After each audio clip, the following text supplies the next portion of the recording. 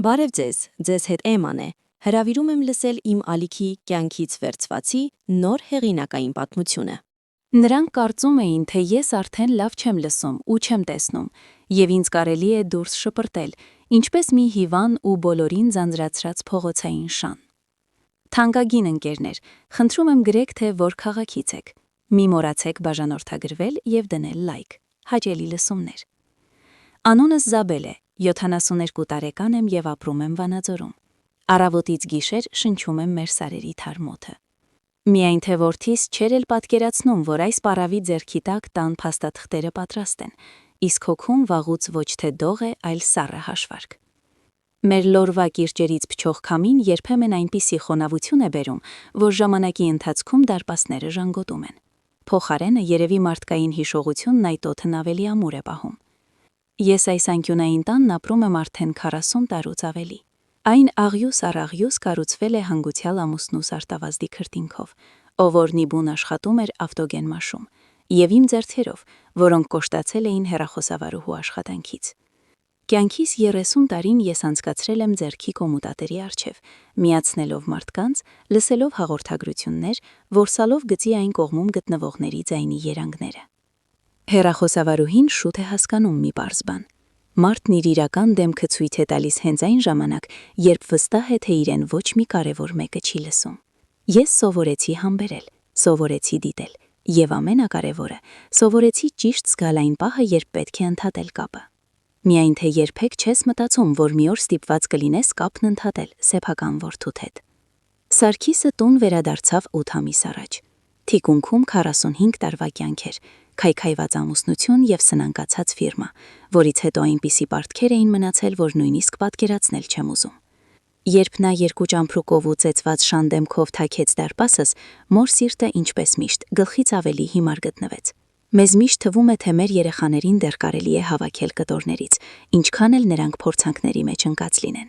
Ես կարգի բերեցի հյուրասենյակը, սրբեցի փոշին, ազատեցի դարակները, սկսեցի նորից նրա համար եփել այն, ինչ սիրում էր մանկուց։ Կարծում էի ժամանակավոր է, կդիմանա, ոտքի կկանգնի ու կգնա իր ճանապարհով։ Սկզբում նա համբուրում էր ճակատս, գովում ուտելիքը, ասում էր, որ ես իր պահապան հրեշտակն եմ։ Բայց որոշ մարդկանց մոտ երախտագիտությունը շուտ է ցնդում։ Ջուրը քար է ծակում, և կամաց-կամաց Սարգսի իրական բնավորությունը սկսեց դուրս գալ։ Հենց որ նա նոր աշխատանքի անցավ և մի քիչ փող հայտնվեց մոտը, կեցվածքն անմիջապես փոխվեց։ Նա արդեն թույլտվություն չէր հարցնում, այլ պարզապես ներս էր մտնում։ Արդեն չէր հարցնում, կարելի է հեռուստացույցը փոխել, այլ պարզապես խլում էր վահանակը ձեռքիցս։ Իսկ հետո նա բերեց Անիին։ Անին նրա նոր կինն էր, մի 30 տարեկան, այնպիսի ցցված քթով, կարծես սովորական օդը քիչ էր նրան, և նա ուզում էր ուղղակի ամպերը հոտոտել։ Հենց առաջին օրը, երբ նա անցավ տանը շեմը, տեսա, թե ինչպես նրա հայացքը սահեց սենյակով այնպիսի արհամարհանքով, կարծես ոչ թե տուն էր ընկել, այլ անպետք իրերի պահեստ։ Ես թարմ սուրճ էի լցնում իմ հին, սովետական շագանակագույն բաժակների մեջ, նրանց, որոնք պահում եմ դեռ 80-ականներից։ Նա բաժակը վերցրեց 2 մատով, կարծես այնտեղ ոչ թե սուրճ էր, այլ սատկած մուկ, և թեք ժպտաց Սարգսին։ Ես այն ժամանակ լռեցի։ Իմ հյուրասենյակը իմ տաճարն է։ Անկյունում դրված է հին սերվանդը, ամուր փայտից։ Այնտեղ ես պահում եմ տոնական սպասքը և մատնոցների իմ հավաքածուն, որը հավաքում եմ դեռ երիտասարդությունից։ Պատուհանի մոտ փարթամ ձղիկներ են։ Ես այն ամեն օր ջրում եմ, և նա կանաչ ալիքով կախվում է մինչև հատակը։ Իմ տունը հոտ ունի, ապրած կյանքի, փայլեցրած հատակի, սարերի ու հիշողության հոտ։ Բայց Անիի համար դա պարզապես հնություն էր, որտեղ ապրում է մի բառավկին։ Շաբաթներն անցնում էին և ամեն ինչ վատանում էր։ Սարգիսը սկսեց իրեն այնպես պահել, կարծես ես իմ տանը տանտիրուհի չեմ, այլ ավելորդ կենվոր, ում հանդուրժում են ողորմածությունից դրդված։ Նա փնթփնթում էր այն պատճառով, որ առավոտյան ռադիոն բարձր է միացված։ Փնթփնթում էր սխտորի հոտից, որը ես տապակում էի ճաշի համար։ Փնթփնթում էր նույնիսկ այն պատճառով, որ ես մի քիչ քաշ եմ տալիս հողաթափերս, որովհետև ծնկներս վաղուց ցավում են։ Նրանք ուշ էին վերադառնում, աղմկում էին, հետևներից թողնում էին տակնու վրա եղած խոհանոց, իսկ ես, վերջին հիմարի պես, լուր հավաքում էի ամեն ինչ առավոտյան։ Ինչ քոնն է քեզնից չի գնա, Մտածում էի ես, հուսալով, որ կյանքն ինքը մի կերպ դուրս կբերի այս երկուսին իմ տանից։ Բայց մի օր եկավ այն նույն երեքշաբթին։ Դրսում այնքան սիրուն էր, որ նույնիսկ ցավալի էր։ Վանաձորի վրա պարզ կապույտ երկինք էր, իսկ սարերից թարմ քամի էր փչում։ Օրս հանգիստ անցավ։ Ես լոգանք ընդունեցի հագամ մաքուր բամբակյաց գեստս, որը պահում էի պահարանում հատուկ դեպքերի համար։ Ներքևի դարակներում ես միշտ նավթալինի գնդիկներ եմ դնում, որ ցեց չընկնի։ Մորիցս մնացած սովորություն է։ Այո, հոտը հետո մնում է հագուստի վրա, դա ճիշտ է։ Բայց ինձ համար դա ոչ թե ծերության հոտ է, այլ հոգատարության, խնայողության եւ կարգուկանանի։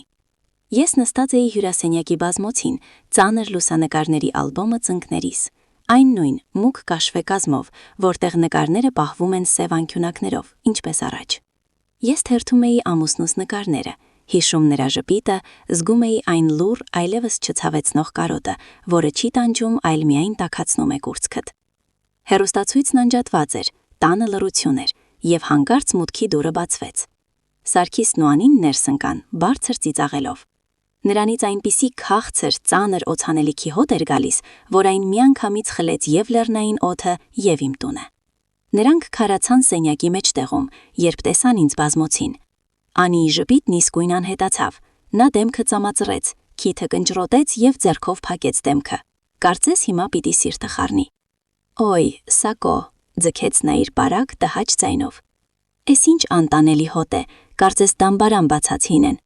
Չեմ կարող թանկագինս, քիթս միանգամից մխկտում է, հիմա սրտխառնոց կունենամ։ Ես բարձրացրի աչքերս ալբոմից, սկզբում չհասկանալով, թե ինչ է կատարվում։ Նայեցի որդուս, սպասում էի, որ նա կարգի կհրավիրի նրան։ Սպասում էի, որ կհիշեցնի այդ կնոջը, նա կանգնած է իր մոր տանը, այն տանիքի տակ, որը կառուցվել է ամբողջ կյանքում։ Բայց որդուս դեմքին ես տեսա գրգռվածություն, եւ այդ գրգռվածությունը ոչ թե նրա, այլ իմ դեմ էր։ Սարգիսը քայլ արեց դեպի ինձ, ուսերը լարված, դեմքը փոխված։ Նա ինձ նայեց ոչ թե այնպես, ինչպես որդին է նայում մորը, ոչ, այդպես նայում են աղբի տոպրակին, որը մոռացել են դուրս հանել։ Դուրս արի դահլիճից, սպառավ, գոռաց նա։ Նրա ձայնը հարվածեց պատերին, եւ սերվանտի ապակիները մի պահ դողացին։ Դե հանուն Աստծո, գնա քո սենյակ։ Քո նավթալինոտ շորերից սիրտը խառնում է։ Դու չես հասկանում, որ ամբողջ տունը գարշահոտ է դարձել այդ հնությամբ։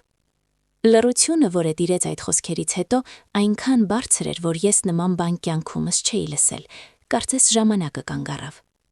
Պարավ բառը մնաց օդում կախված, Անիի այդ խեղդող քաղցր հոտի հետ միասին։ Ինձ այնպես հարվածեց, կարծես ոչ թե գոռացել էր, այլ բռունցքով փորիս խփել։ Շունչս կտրվեց, ձեռքերս, որոնցով բռնել էի ալբոմը, սկսեցին դողալ։ Ես հայացքս իջեցրի ամուսնուս լուսանկարին։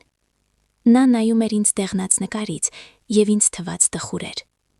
Հետո ես նայեցի Սարգսին, այն նույն տղային, ում կրել էի սրտիս տակ, կերակրել կրծքով, գիշերները նստել անկողնու մոտ, երբ չակատը տապից այրվում էր եւ սառը շոր էի դնում։ Այն նույն տղամարդուն, ում ես տուն ընդունեցի, երբ նրանից երես թեքեց ամբողջ աշխարհը։ Նա կանգնած էր առջևս, ձեռքերը խաչած եւ սպասում էր, որ ես կհնազանդվեմ։ Իսկ նրա կողքին Անին թեթևակի ժպտում էր շուրթերի անկյունով, հաղթողի տեսքով։ Նրան թվում էր, թե ինքն արդեն նշագծել է իր տարածքը։ Սովորական կինը գուցե արտասվեր, գուցե գոռար, սկանդալ սարքեր, երեսով տար նրա բոլոր անքուն գիշերները, բոլոր փողերը, իր բոլոր զոհողությունները։ Բայց ինչպես արդեն ասացի, ես ամբողջ կյանքում աշխատել եմ հեռախոսավարուհի։ Ես կարողանում եմ հարվածն ընդունել լուռ։ Ես գիտեմ, երբ գիծը կարճ-միացում է տալիս, լսափողի մեջ գոռալն անօհուտ է։ Պետք է պարզապես սառնասիրտ լինել եւ ճիշտ պահին հանել ճիշտ լարը։ Ես ոչ մի բառ չասացի։ Ամեն մարդ իր գլխի տերն է։ Եթե նա կարծում է, որ ես իրեն խանգարում եմ, եթե իմ կյանքը, որը մաքուր սպիտակեղենի ու նավթալինի հոտ ունի, նրա մոտ զզվանք է առաջացնում, ուրեմն պետք է պատասխանել ոչ թե արդյունքներով։ Ողջ որդու համար սուգը շատ տարօրինակ ցավ է։ Այդ 10 վայրկյան տևած լռության ընթացքում ես Սարգսին թաղեցի իմ ներսում։ Այն մարդը, որը հիմա կանգնած էր առջևս, այլևս իմ տղան չէր։ Դա պարզապես մի լկտի զավթիչ էր, որը մոռացել էր կյանքի ամենապարզ կանոնները։ Ես դանդաղ փակեցի լուսանկարների ալբոմը։ Կազմի խլացած ձայնը միակ ձայնն էր սենյակում։ Հետո բարձրացա բազմոցից այնպիսի արժանապատվությամբ, որքան թույլ էին տալիս իմ 72 տարիները։ Հարթեցի զգեստիս փեշը, բարձրացրի գլուխս եւ անցա նրանց կողքով։ Ես հայացքս չփախցրի, բայց եւ չնայեցի նրանց դեմքին։ Նայում էի նրանց միջով, կարծես նրանք ապակուց լինեին։ Կարծես նրանք մարդիկ չէին, այլ դատարկ ստվերներ իմ տանը։ Ես դանդաղ քայլեցի մինչև պատշգամբի դուռը, որը բացվում է դեպի հետնաբակ։ Բացեցի այն եւ դուրս եկա, կամաց փակելով հետևիցս։ Դրսում օդն ավելի զով էր։ Ես մոտեցա բակի անկյունին եւ նստեցի իմ հին հյուսված աթոռին։ Սարերի քամին հարվածեց դեմքիս։ Խառնեց ջերմակ մազերս։ Ես խորը շունչ քաշեցի, թոքերս լցնելով օդով։ Եվ զգացի, թե ինչպես է զով ջեպը լվանում իմ ներսից այն ամենը, ինչ մնացել էր այդ տեսարանից հետո։ Ես նստած լսում էի, թե ինչպես նրանք ներսում միացրին հեռուստացույցը։ Լսում էի նրանց ծիծաղը։ Նրանք կարծում էին, թե ինձ անկյուն են քշել։ Կարծում էին ստորացված պարավը գնացել է բոստանում վերքերը լիզելու։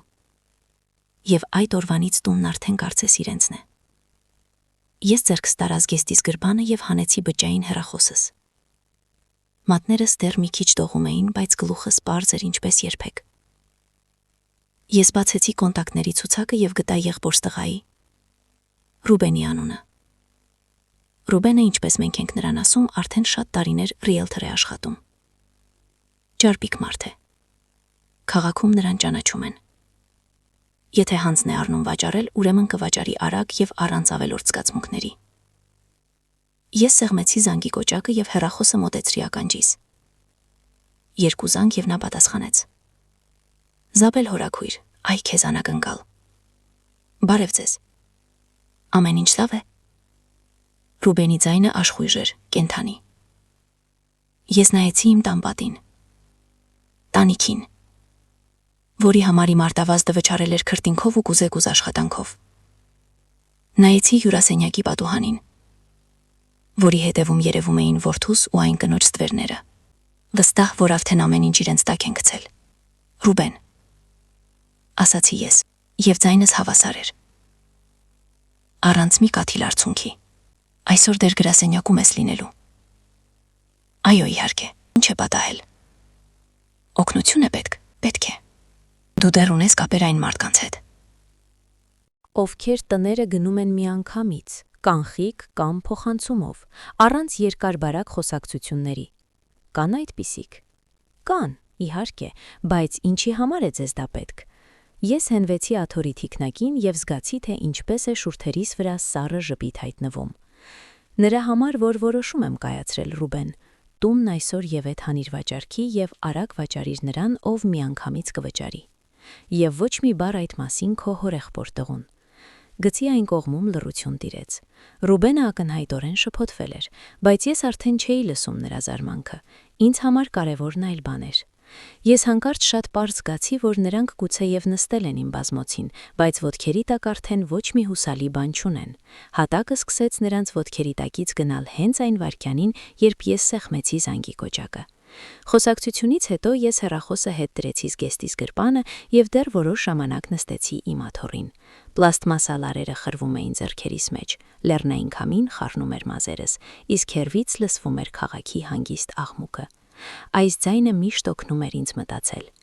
Մարդիկ սիրում են ասել, թե ծերության ժամանակ գլուխն արդեն այն չէ, հիշողությունը ծակ է, դատողությունը թույլ։ Հիմարություններ են։ Մարմինը գուցեև դավաճանում է, ծունկը ճշճռում է, մեջքը ցավում է, կտրուկ վերկենալն արդեն չի ստացվում, բայց այն կնոջ հիշողությունը, որն ամբողջ կյանքում իր վրա է տարել տունը, ընտանիքը եւ աշխատանքը, ացելիից սուր է։ Սարգսի խոսքերը դեռ հնչում էին գլխումս. դուրս արի դահլիճից պարավ։ Պատահական չէր նա դա ասել, չէր թրցրել, ջղերի վրա չէր ասղել։ Ոչ, դա պարզապես դիմակն էր, որն ընկավ ու աղմուկով փշրվեց պատշգամբի ցեմենտին։ Տնից լսվում էր Անիի ծիծաղը, բարակ, ջղջղան, գոհունակ։ Եվ քանի դեռ այդ ծիծաղը տարածվում էր այն տան մեջ, որն ամուսինս իր ձեռքերով էր կառուցել, ես նստած էի ու կարծես իջնում էի իմ ներսը, խորը, այնտեղ, որտեղ ապրում էր ոչ միայն մայրը, այլև մի ուրիշ կին, ում ես ինքս վաղուց մի կողմ էի քաշել։ Այն Զաբելը, որը գազարով թխված քաբլիթ էր թխում, հատակն էր լվանում հին երգերի տակ և մինչև վերջ հավատում էր, որ որդուն կարելի է ուղղել։ Այդ երեկոն նա մահացավ իմ աչքի առաջ, հենց հյուրասենյակում։ Իսկ նրա փոխարեն պետք է նորից արթնանար հեռախոսային կայանի մյուս Զաբելը։ Ես փակեցի աչքերս և գրեթե անմիջապես զգացի հին բակելիտե ականջակալի ծանրությունը քունքերիս։ Հիշեցի ինձ երիտասարդ, 20 տարեկան, Վանաձորի քաղաքային հեռախոսային կայանում։ Առջևս ձեռքի կոմուտատորն է, տասնյակ լարեր, հարյուրավոր լամպեր։ Ամեն մի լամպ ինչ-որ մեկի ձայնն է, ամեն մի անցք ինչ-որ մեկի ճակատագիրն է։ Մեր ձեռքերի միջով անցնում էին պետերի, բժիշկների, միլիցիայի, պահեստապետերի, գործարանի վարպետների, սիրահարների, կանանց, պարտապանների ու ստախոսների խոսակցությունները։ Կոստյումներով տղամարդիկ կարծում էին, թե կառավարում են քաղաքը, բայց կապը մենք էինք պահում, վահանակի մոտ նստած աղջիկներս։ Ես իմ կյանքում այնպիսի բաներ եմ լսել, որ ցանկացած քննիչ կնախանձեր։ Ճիչեր, փսփսոցներ, սպառնալիքներ, խոստովանություններ, սուտ, աղաչանքներ։ Եվ ես շատ շուտ հասկացա մի բան. ուժը ոչ թե գոռալու մեջ է։ Ուժն այն է, որ ճիշտ վայրկյանին հանես ճիշտ լարը։ Մի դեպք հատկապես լավ եմ հիշում։ Ունեինք մի լկտի պետիկ սպիտակից, հարուստ, կարևոր։ Նրան թվում էր, թե ամբողջ աշխարհը պիտի շարժվի իր մատի թափահարումով։ Մի անգամ նրան շտապ կապ էր պետք Երևանի հետ, իսկ գիծն ուշանում էր։ Նա սկսեց գոռալ վրաս։ Եվ հիմար անվանեց, եւ անբան, ու էլի ինչ էր ասած։ Իսկ ես նույնիսկ ձայնս չբարձրացրի։ Պարզապես հանեցի լարը, անջատեցի նրան գծից ու թողեցի 2 ժամ խոսել լռության հետ։ Դրանից հետո նա ինձ հետ խոսում էր արդեն բոլորովին ուրիշ տոնով։ Ես այն ժամանակ դեռ ջահել էի, բայց արդեն գիտեի լռության գինը։ Եվ այդ երեկո նստած իմ պատշգամբում ես հասկացա, որ Սարգիսը պարզապես մոռացել է, թե ում հետ գործ ունի։ Նա իմ մեջ տեսնում էր միայն տարեց կնոջ, ումից նավթալինի ու վալեգյանկայի հոտ է գալիս, ով սերիալներ է նայում ու թեյ խմում։ Նա չէր հասկանում, որ ես մինչև հիմա հրաշալի կարողանում եմ ընդհատել կապը, և նրա հանգիստ կյանքն իմ հաշվին արդեն կախված էր մի բարակ թելից։ Ես բարձրացա աթոռից։ Նյարդս միանգամից հիշեցրեց իր մասին ծանոթ բարակ ցավով, բայց ես այն նույնիսկ չնկատեցի։ Ցավը պարզապես նշան է, որ դու դեռ ողջ ես։ Ես դանդաղ քայլեցի տան կողային պատի երկայնքով, սպիտակեցված ցանկապատի մոտով, որն իմ արտավազդը ամեն ձմեր իր ձեռքերով ներկում էր, եւ այստեղ սիրտս իհարկե սեղմվեց։ Ախ, իմ արտավազդ։ Նա տուն էր գալիս գործարանից լվացված սարերի օդով ու ազնիվ քրթինքով։ Ձեռքերն այնքան կոշտ էին, կարծես հեղկաթուղթ լինեին։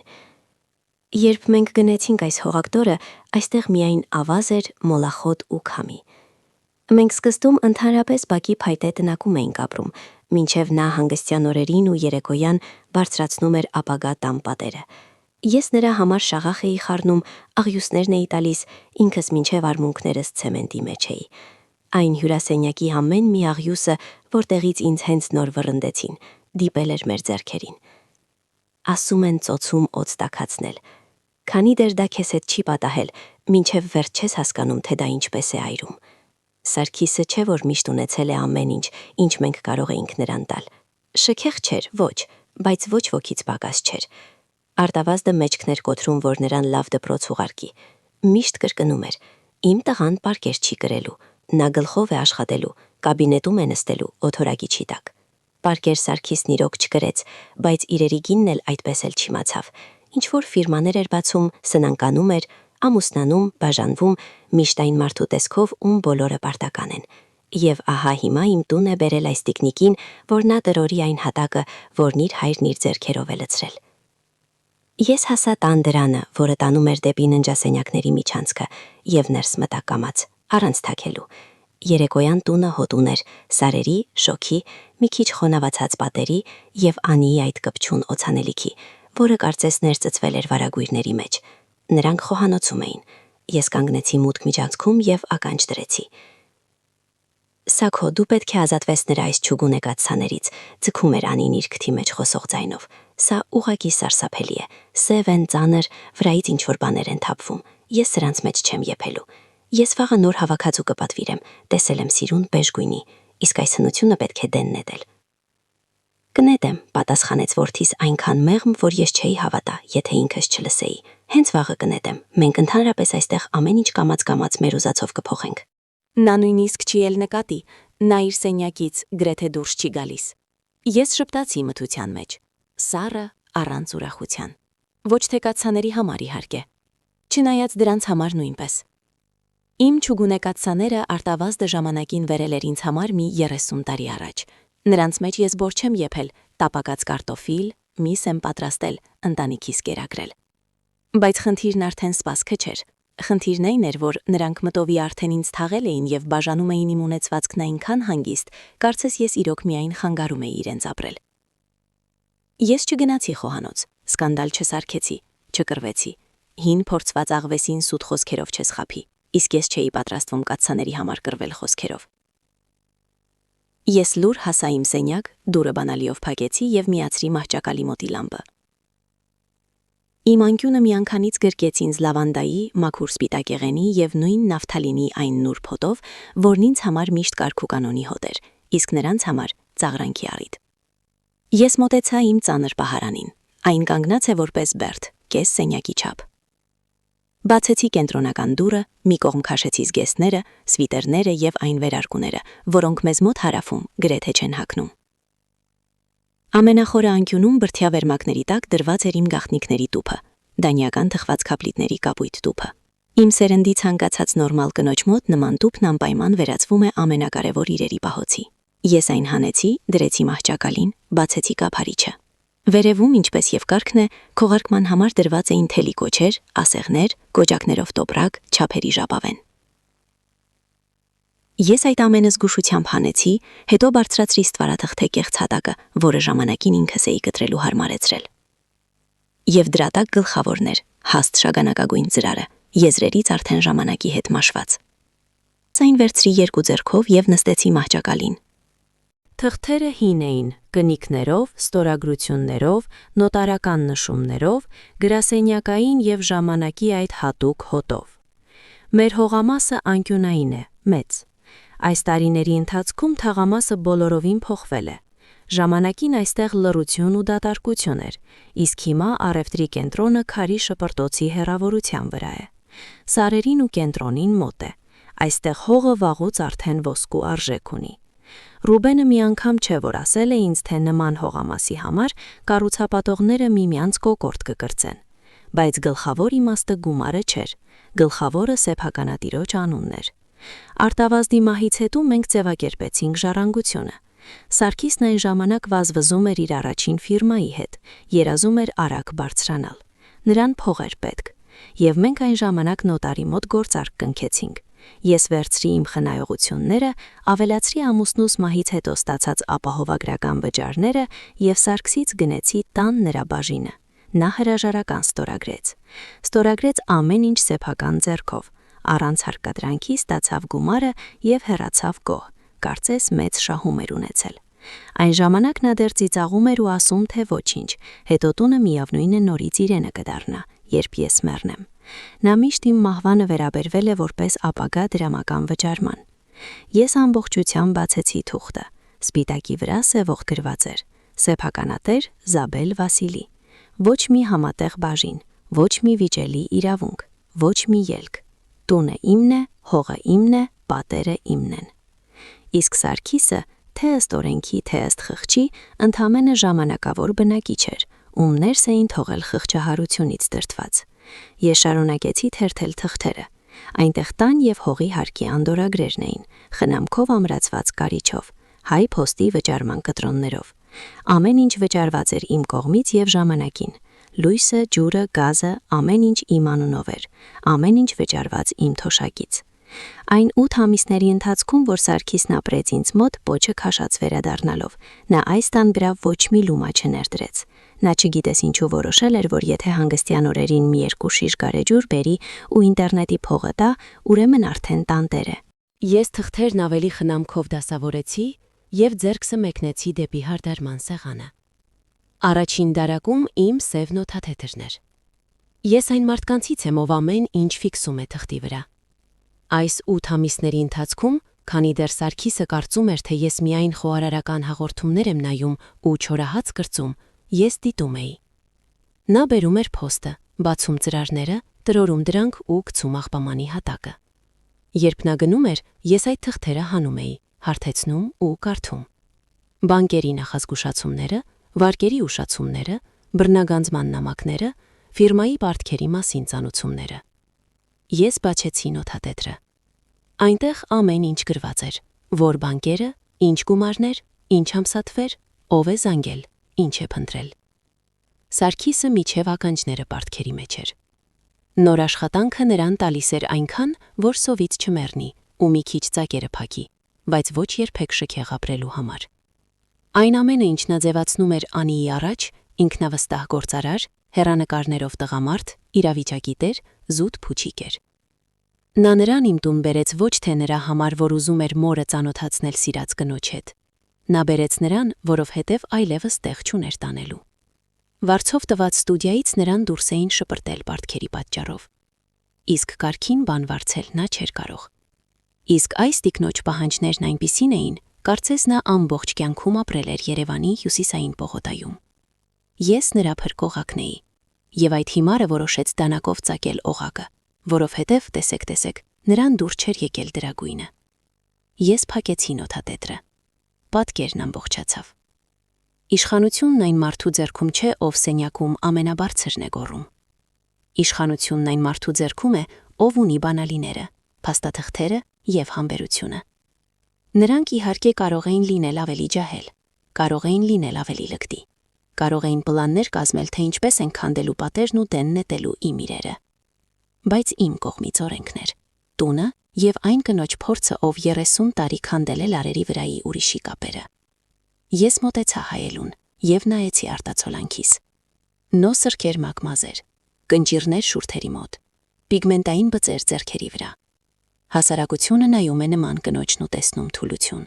Մեկին ում պետք է մի կողմ հրել, լռեցնել, հանդուրժել մինչև մահ։ Իսկ ես նայում էի ու տեսնում բոլորովին այլ բան։ Ես տեսնում էի մի կնոջ, ով ծննդաբերել է, կառուցել է, թաղել է, աշխատել է, համբերել ու չի կոտրվել։ Ես ոչ մի խղճուկ պառավ չէի, ումից նավթալինի հոտ է գալիս։ Ես փոթորիկ էի, որն արդեն բարձրացել է սարերի վրա ու լուր գալիս է դեպի ձորը, առանց կայծակների, բայց այնպես, որ հետո ոչ ոքի քիչ չթվա։ Ես սկսեցի հագնվել։ Հանեցի տնային բամբակազգեստս, խնամքով ծալեցի ու դրեցի դարակը, նավթալինի գնդիկների վրա։ Հետո հանեցի մուգ կապույտ վուշե բլուզս, խիստ տաբատը, հագնվեցի, կախեցի ուլունքներս, ոչ իսկական մարգարիտների հարկե, բայց սիրելի։ Արտավազն էր դրանք նվիրել ժամանակին, ամուսնության տարեդարձին։ Մազերս հետ սանրեցի ու ամուր հավաքեցի։ Ես ոչ թե պարզապես հագնվում էի, այլ պատրաստվում էի պատերազմի։ Միայն թե պատերազմները տարբեր են լինում։ Լինում է հիստերիա, ամաններ կոտրել, ճիճեր, իսկ լինում է սառը աշխատանք, երբ ամեն ինչ արվում է առանց աղմուկի, մաքուր։ Եվ իմ պատերազմը հենց այդպիսին պիտի լիներ։ Ես թղթերը հետ հավաքեցի ծրարի մեջ, բայց այս անգամ արդեն չդրեցի թխված քաբլիտների տուփի մեջ։ Ոչ, ես ծրարը դրեցի իմ դուրս գնալու կաշվե պայուսակը, այն նույնը, որով սովորաբար գնում եմ պոլիկլինիկա, բանկ կամ հյուր։ Պայուսակը դրեցի կողքիս, որ առավոտյան միանգամից վերցնեմ առանց փնտրելու։ Հետո անջատեցի լամպը։ Սենյակը ընկղմվեց կիսախավարի մեջ։ Դրան տակից միջանցքի լույսի շերտներ երևում։ Հյուրասենյակում հեռուստացույցն էր որոտում, ինչ որ մարտաֆիլմ այնքան բարձր էր կրակոցներ արձակում, որ գրեթե խլացնում էր քամու ձայնը։ Նրանց համար լավ էր, նրանց համար հարմար էր։ Նրանք վստահ էին, որ ծեր կինը գնացել է բարձի մեջ լաց լինելու եւ հիմա լուր քնած է, կուլ տալով իր ստորացումը։ Իսկ ես այդ ժամանակ արդեն գծում էի քարտեզը, որով առավոտյան պիտի անցնեին տանկերը, եւ լուսաբացին առաջինը իմ բակ պիտի մտներ ոչ թե որդիս, այլ Ռուբենը։ Արևը դեռ կարգին չէր ծագել։ Սարերի առավոտյան մառախուղը նոր էր սկսել ցրվել, իսկ ես արդեն բացում էի դարպասը։ Ուղիղ ժամը 6-ն էր։ Օդը խոնավ էր, զով, խոտերի ու գիշերային ցողի հոտով։ Փողոցը դեռ քնած էր, եւ այդ լռությունն ինձ դուր էր գալիս։ Ես արթնացել էի ժամը 5-ին, եփել էի թունդ սուրճ իմ սիրելի կոտրված բռնակով բաժակի մեջ եւ հանգիստ պատրաստվել էի այն ներկայացմանը, որը կյանքն ինձ ստիպեց խաղալ։ Ռուբենը սպիտակ մեքենայով մոտեցավ կամաց, գրեթե անլսելի։ Դուրս եկավ կաշվե թրտապանակը թևի տակ, նայեց շուրջը, որպես մարդ, ով ինքն էլ հասկանում է, որ գործը սովորական չէ։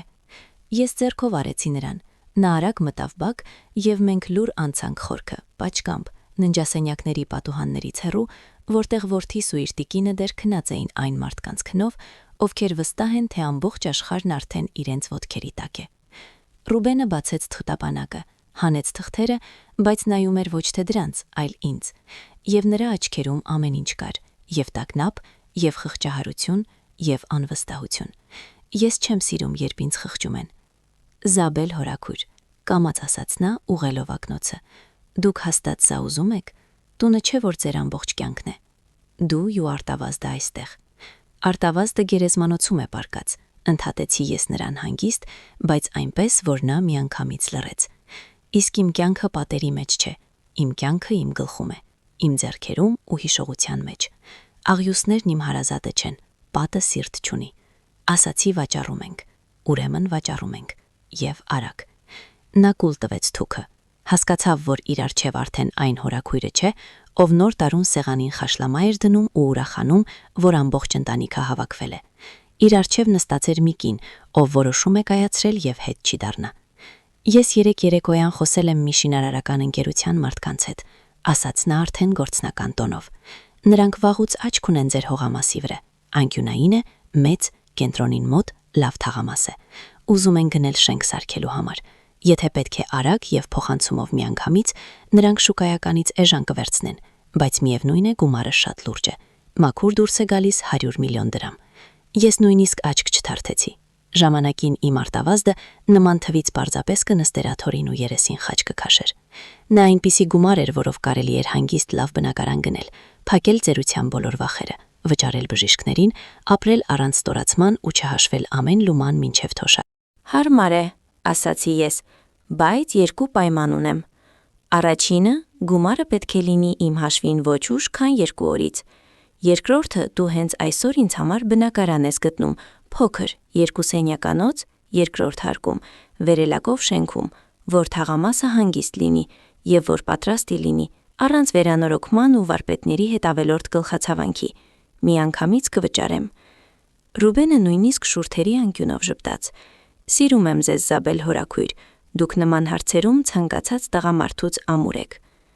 Նա վեր կացավ, կամաց անցավ տան դիմացի մասը, մի քանի նկար արեց տանից, դարպասից, գողային պատից, աչքաչափով չափեց հողամասի երկարությունը, արագ ինչ-որ մեկի հետ խոսեց հեռախոսով ու վերադարձավ։ Վաճառքի թույլտվության թուղթը մենք ստորագրեցինք հենց այնտեղ, բակի հին բետոնե սեղանի վրա։ Ես ստորագրեցի առանց դողի։ Մինչև ժամը 7-ն Ռուբենն արդեն գնացել էր, իր հետ տանելով իմ տան ճակատագիրն ու այն քաղցր կյանքի վերջը, որը որդիս սարքել էր իր համար իմ հաշվին։ Տունը արթնացավ ժամը 10-ին մոտ։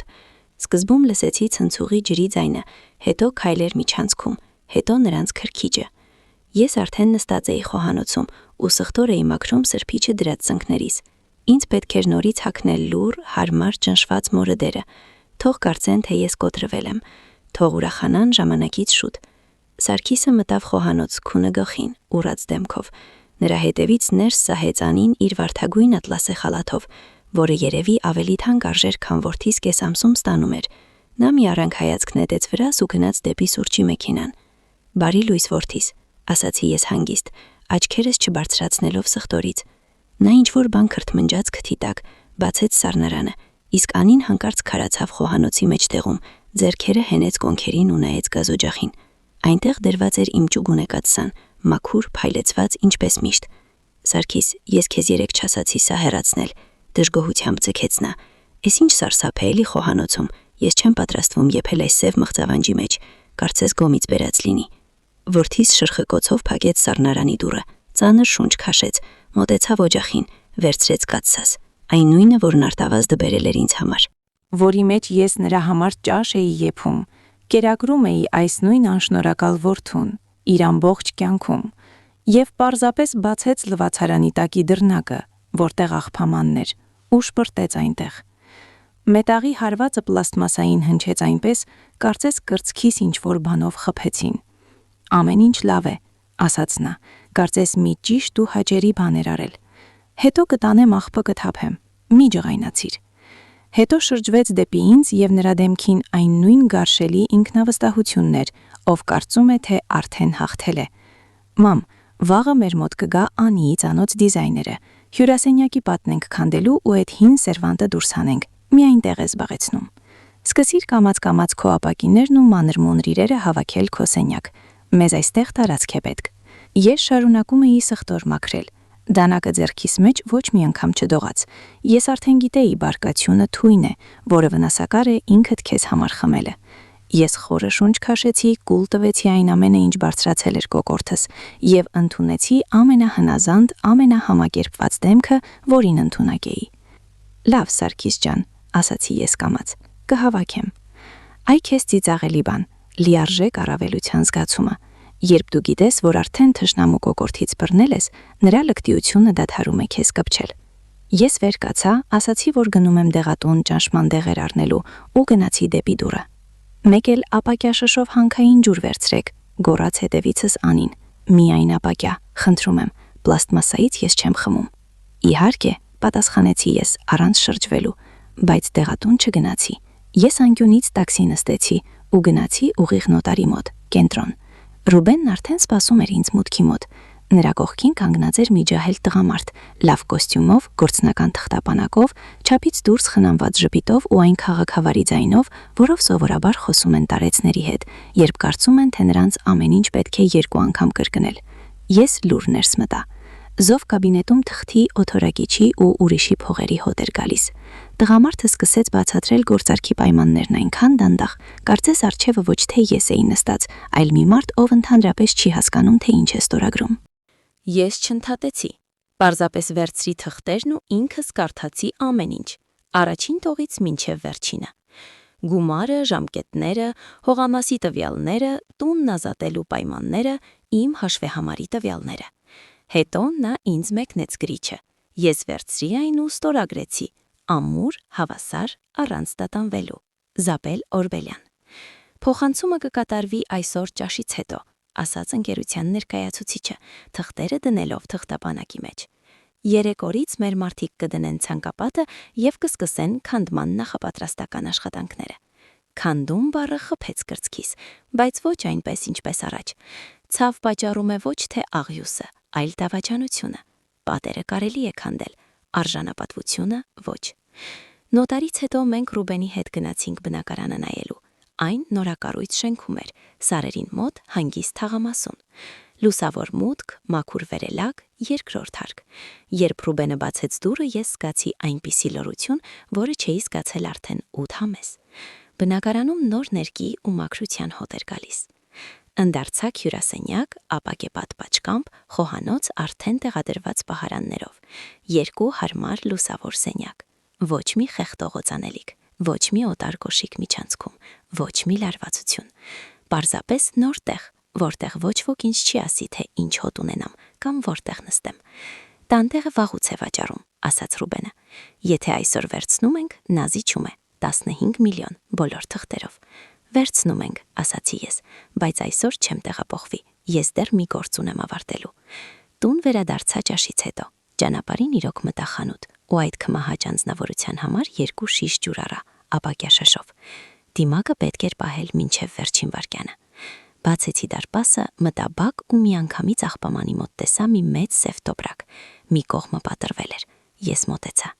Պատռված պլաստմասայի միջից երևում էր իմ չուգունե կաթսայի եզրը։ Հետ քաշեցի տոպրակն ու ներսում տեսա սննդի մնացորդների, տուփերի ու ձվի կեղևների հետ խառը իմ գործած անձեռոցիկները, որոնք դրված էին հեռուստացույցի վրա,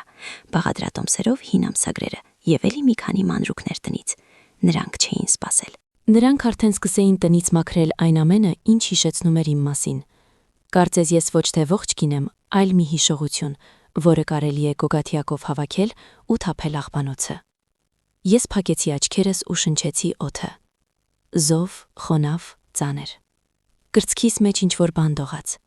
Մի արցունք այնուամենայնիվ հայտնվեց, բայց ես այն սրբեցի ձեռքիս հետ նմասով գրեթե անմիջապես։ Մայրն իմ մեջ սարսրաց, իսկ հեռախոսավարուհին պարզապես հանեց լարը։ Տոպրակին ձեռք չտվեցի։ Վերցրի ջուրը, մտա տուն։ Հյուրասենյակում այնպիսի թափթփվածություն էր, որից ուզում էիր կորալ։ Սարգիսն ու Անին ընկած էին իմ բազմոցին, իրենց հեռուստացույցի առջև։ Սեղանին պիցայի տուփեր։ Նրանք նույնիսկ գլուխները չշրջեցին, երբ ես անցա կողքներով։ Ես հասա իմ սենյակ։ Դուրը բանալիով փակեցի ու շշերը դրեցի կոմոդի վրա։ Երեկոյան կողմ քամին ուժեղացավ։ Իսկ երբ տունը վերջապես հանդարտվեց ու նրանք գնացին քնելու, ես սկսեցի այն, ինչ մտահղացել էի։ Մահճակալի տակից ես հանեցի 3 մեծ ստվարաթղթե տուփեր, որոնք միշտ ծալված պահում էի տեղափոխվելու կամ իրեր պահելու համար։ Լուր հավաքեցի դրանք, աշխատելով աղմուկ չանել։ Հետո մատների ծայրերին գնացի հյուրասենյակ։ Սկզբում իմ հին շագանակագույն բաժակները։ Ես ամեն մեկը փաթաթում էի թերթի մեջ։ Կարծես ոչ թե ապակի էի փրկում, այլ սեփական հիշողությանս կտորները։ Հետո մատնոցների հավաքածուն։ Դրանք 50-ից ավելի են։ Ճենապակուց, փայտից, մետաղից։ Ամեն մեկն իր պատմությունն ունի։ Հետո լուսանկարները, փաստաթղթերը, սիրելի բլուզներս, երգերը, ալբոմը։ Այն ամենը, ինչն իրոք իմն էր։ Ամեն մի իրը, որը ես դնում էի տուփի մեջ, կարծես իմ կյանքի փրկված մի կտոր լիներ։ Սարգիսը երևի կարծում էր, թե իմ ճակատագիրը կտեղավորվի աղբի տոպրակի մեջ, կաթսայի ու հին անձեռոցիկի հետ։ Նա սխալվում էր։ Մեկ գիշերվա ընթացքում ես փրկեցի այն ամենը, ինչն ինձ համար արժեք ուներ։ Առավոտյան տուփերն արդեն սոսնձված էին ու թաքցված բահարանի խորքում։ Եթե կողքից նայեիր, սենյակում գրեթե ոչինչ չէր փոխվել։ Թատրոնը պետք է շարունակվեր։ Հինգշաբթի եւ ուրբաթ ես իմ սեփական տանը ապրում էի ուրվականի պես։ Տեսնում էի, թե ինչպես է Անին մետրով չափում հյուրասենյակը, որոշելով, թե որտեղ են դնելու սպիտակ բազմոցը։ Լսում էի, թե ինչպես էր Սարգիսը հեռախոսով ստում ինչ-որ մեկին ինքնավստահ ձայնով, թե իբր իր գործերը հրաշալի են։ Չնայած ես նրանից լավ գիտեի, այդ ձայնի հետևում բանկերն են, պարտքերն ու դատարկ գրպանը։ Ես նրանց համար սուրճ էի եփում, հատակն էի լվանում, համբերում էի ծաղրանքներին, նրա ծամաձրված դեմքին, նրանց խոսակցություններին այն մասին, թե ինչպես են շուտով ամեն ինչ այստեղ իրենց հովանելու, ու սպասում էի։ Ուրբաթ երեկոյան ես նստած էի բակում իմ աթոռին ու նայում էի երկնքին։ Հեռախոսը թրթրաց գրպանումս, Ռուբենն էր։ Ես բացեցի հաղորդագրությունը։ Գործարքի գումարն արդեն նստել է հաշվին, բնակարանը ձևակերպված է, բանալիներն իմ ձեռքում են, իսկ վաղը առավոտյան տանը կմոտենան բանվորները, տեխնիկայով, ցանկապատով և քանդման նախապատրաստական աշխատանքների հրամանով։ Ես 3 անգամ կարդացի հաղորդագրությունը, էկրանը փայլում էր ձեռքերիս մեջ, իսկ սիրտս հանգիստ էր բաբախում։ Վերջ, տունն արդեն վաճառված է։ Նոր բնակարանն իմն է, քանդող մեքենան ճանապարհին է։ Ես բարձրացրի աչքերս հյուրասենյակի պատուհանին, որի հետևում շարժվում էին Սարգսի ու Անիի ստվերները։ Նրանք դեռ չգիտեին, որ այս տունն արդեն ոչ թե իրենց երազանքն է, այլ ուրիշի օբյեկտ, քանդման ենթակա։ Եվ այդ վայրկյանին ես հասկացա, վաղվա առավոտը նրանք կհիշեն ամբողջ կյանքում։ Շաբաթօրը սկսվեց ծանր շոկով, երբ արևը դեռ նոր էր ծագում, բայց օդն արդեն կպչում էր մաշկին։ Ես բացեցի աչքերս դեռ զարթուցիչից առաջ, եւ մի քանի րոպե պարզապես պառկած էի, նայում էի առաստաղին ու լսում սարերի քամու ձայնը։ Սա վերջին առավոտն էր, որ ես դիմավորում էի այս տանիքի տակ, եւ ինչն է տարօրինակ, հոգուս մեջ թեթև էր, ոչ մի կաթիլ ափսոսանք։ Ով քամի է ցանում, փոթորիկ է հնձում։ Իսկ իմ հյուրասենյակի վրա հենց հիմա իսկական փոթորիկ էր հավաքվում։ Ես վեր կացա, ինչքան թույլ էր տալիս մեջքս, գնացի լոգարան, լվացվեցի սառը ջրով, հետո ցնցուղ ընդունեցի, որ վերջնականապես ուշքի գամ։ Ի հեճուկս նրանց ես չհագա տնային հնությունները, որոնցով իրենց ասելով ես փչացնում եմ օդը։ Ոչ, ես հանեցի իմ լավագույն կոստյումը, բաց գույնի տաբատը եւ մուգ կապույտ բլուզը։ Այն նույնը, որը ժամանակին գնել էի լավ խանութից ու պահում էի հատուկ դեպքերի համար։ Հագա փափուկ կաշվե կոշիկներս, կախեցի ականջողերս, որոնք մորից էին մնացել։ Մազերս հավաքեցի ամուր ու հարթ, հետո բացեցի սպիտակեղենի դարակը, վերցի մի քանի նավթալինի գնդիկներ, տրորեցի մատներով եւ հազիվ նկատելի դիպադաստակներիս ու ականջներիս հետևի մասին, լավանդայի կաթիլների վրայից։ Թող զգան, թող վերջին անգամ շնչեն հենց այն հոտը, որից իրենք իրենց ասելով վատանում էին։ Թող հասկանան, որ հենց այդ հոտով էլ ես փրկեցի իմ կյանքը։ Ուղիղ ժամը 7-ին վակ լուր մտավ մեքենան։ Ես արդեն դարպասի մոտ էի։ Ռուբենը մենակ չէր եկել, այլ 2 ամրակազմ տղաների հետ։ Նա միայն նայեց ինձ ու կամաց սուլեց։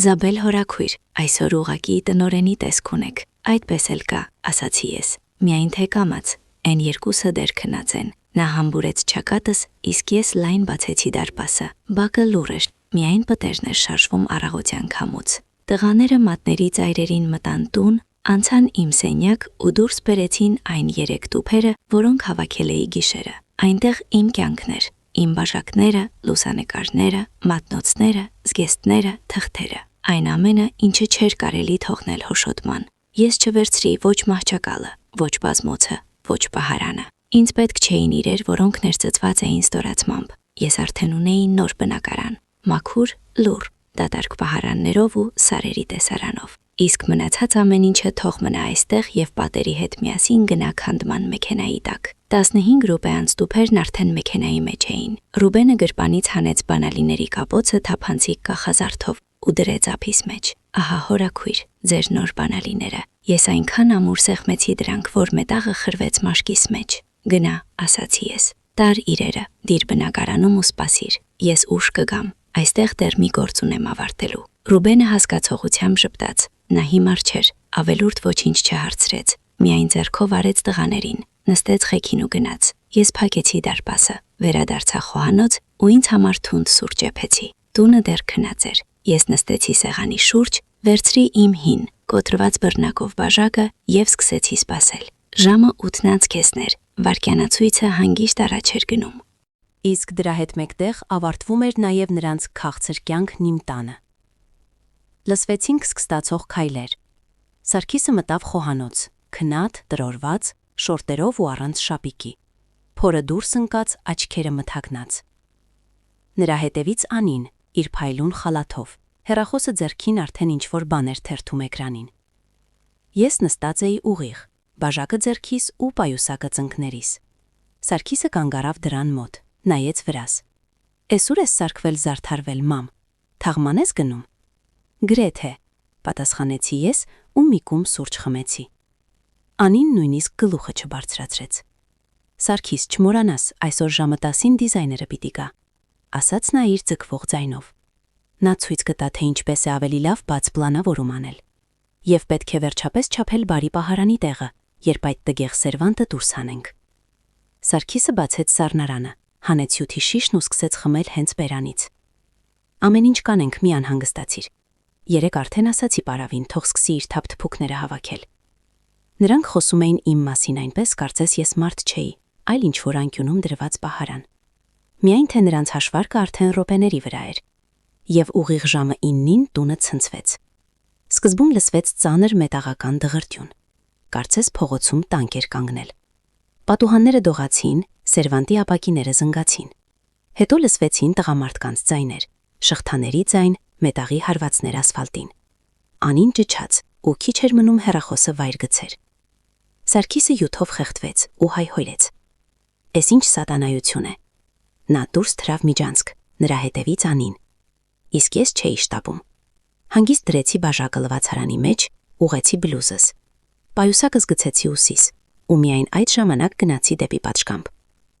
Դարպասի մոտ պատկերն այնպիսին էր, որ ուրիշ իրավիճակում գուցե ես էլ բերանբաց մնայի։ Փողոցի լայնքով կանգնած էր մի հսկա մեքենա, վրան դեղին էքսկավատոր։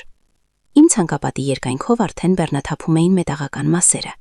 Կապույտ համազգեստով բանվորները սյուներ էին կրում։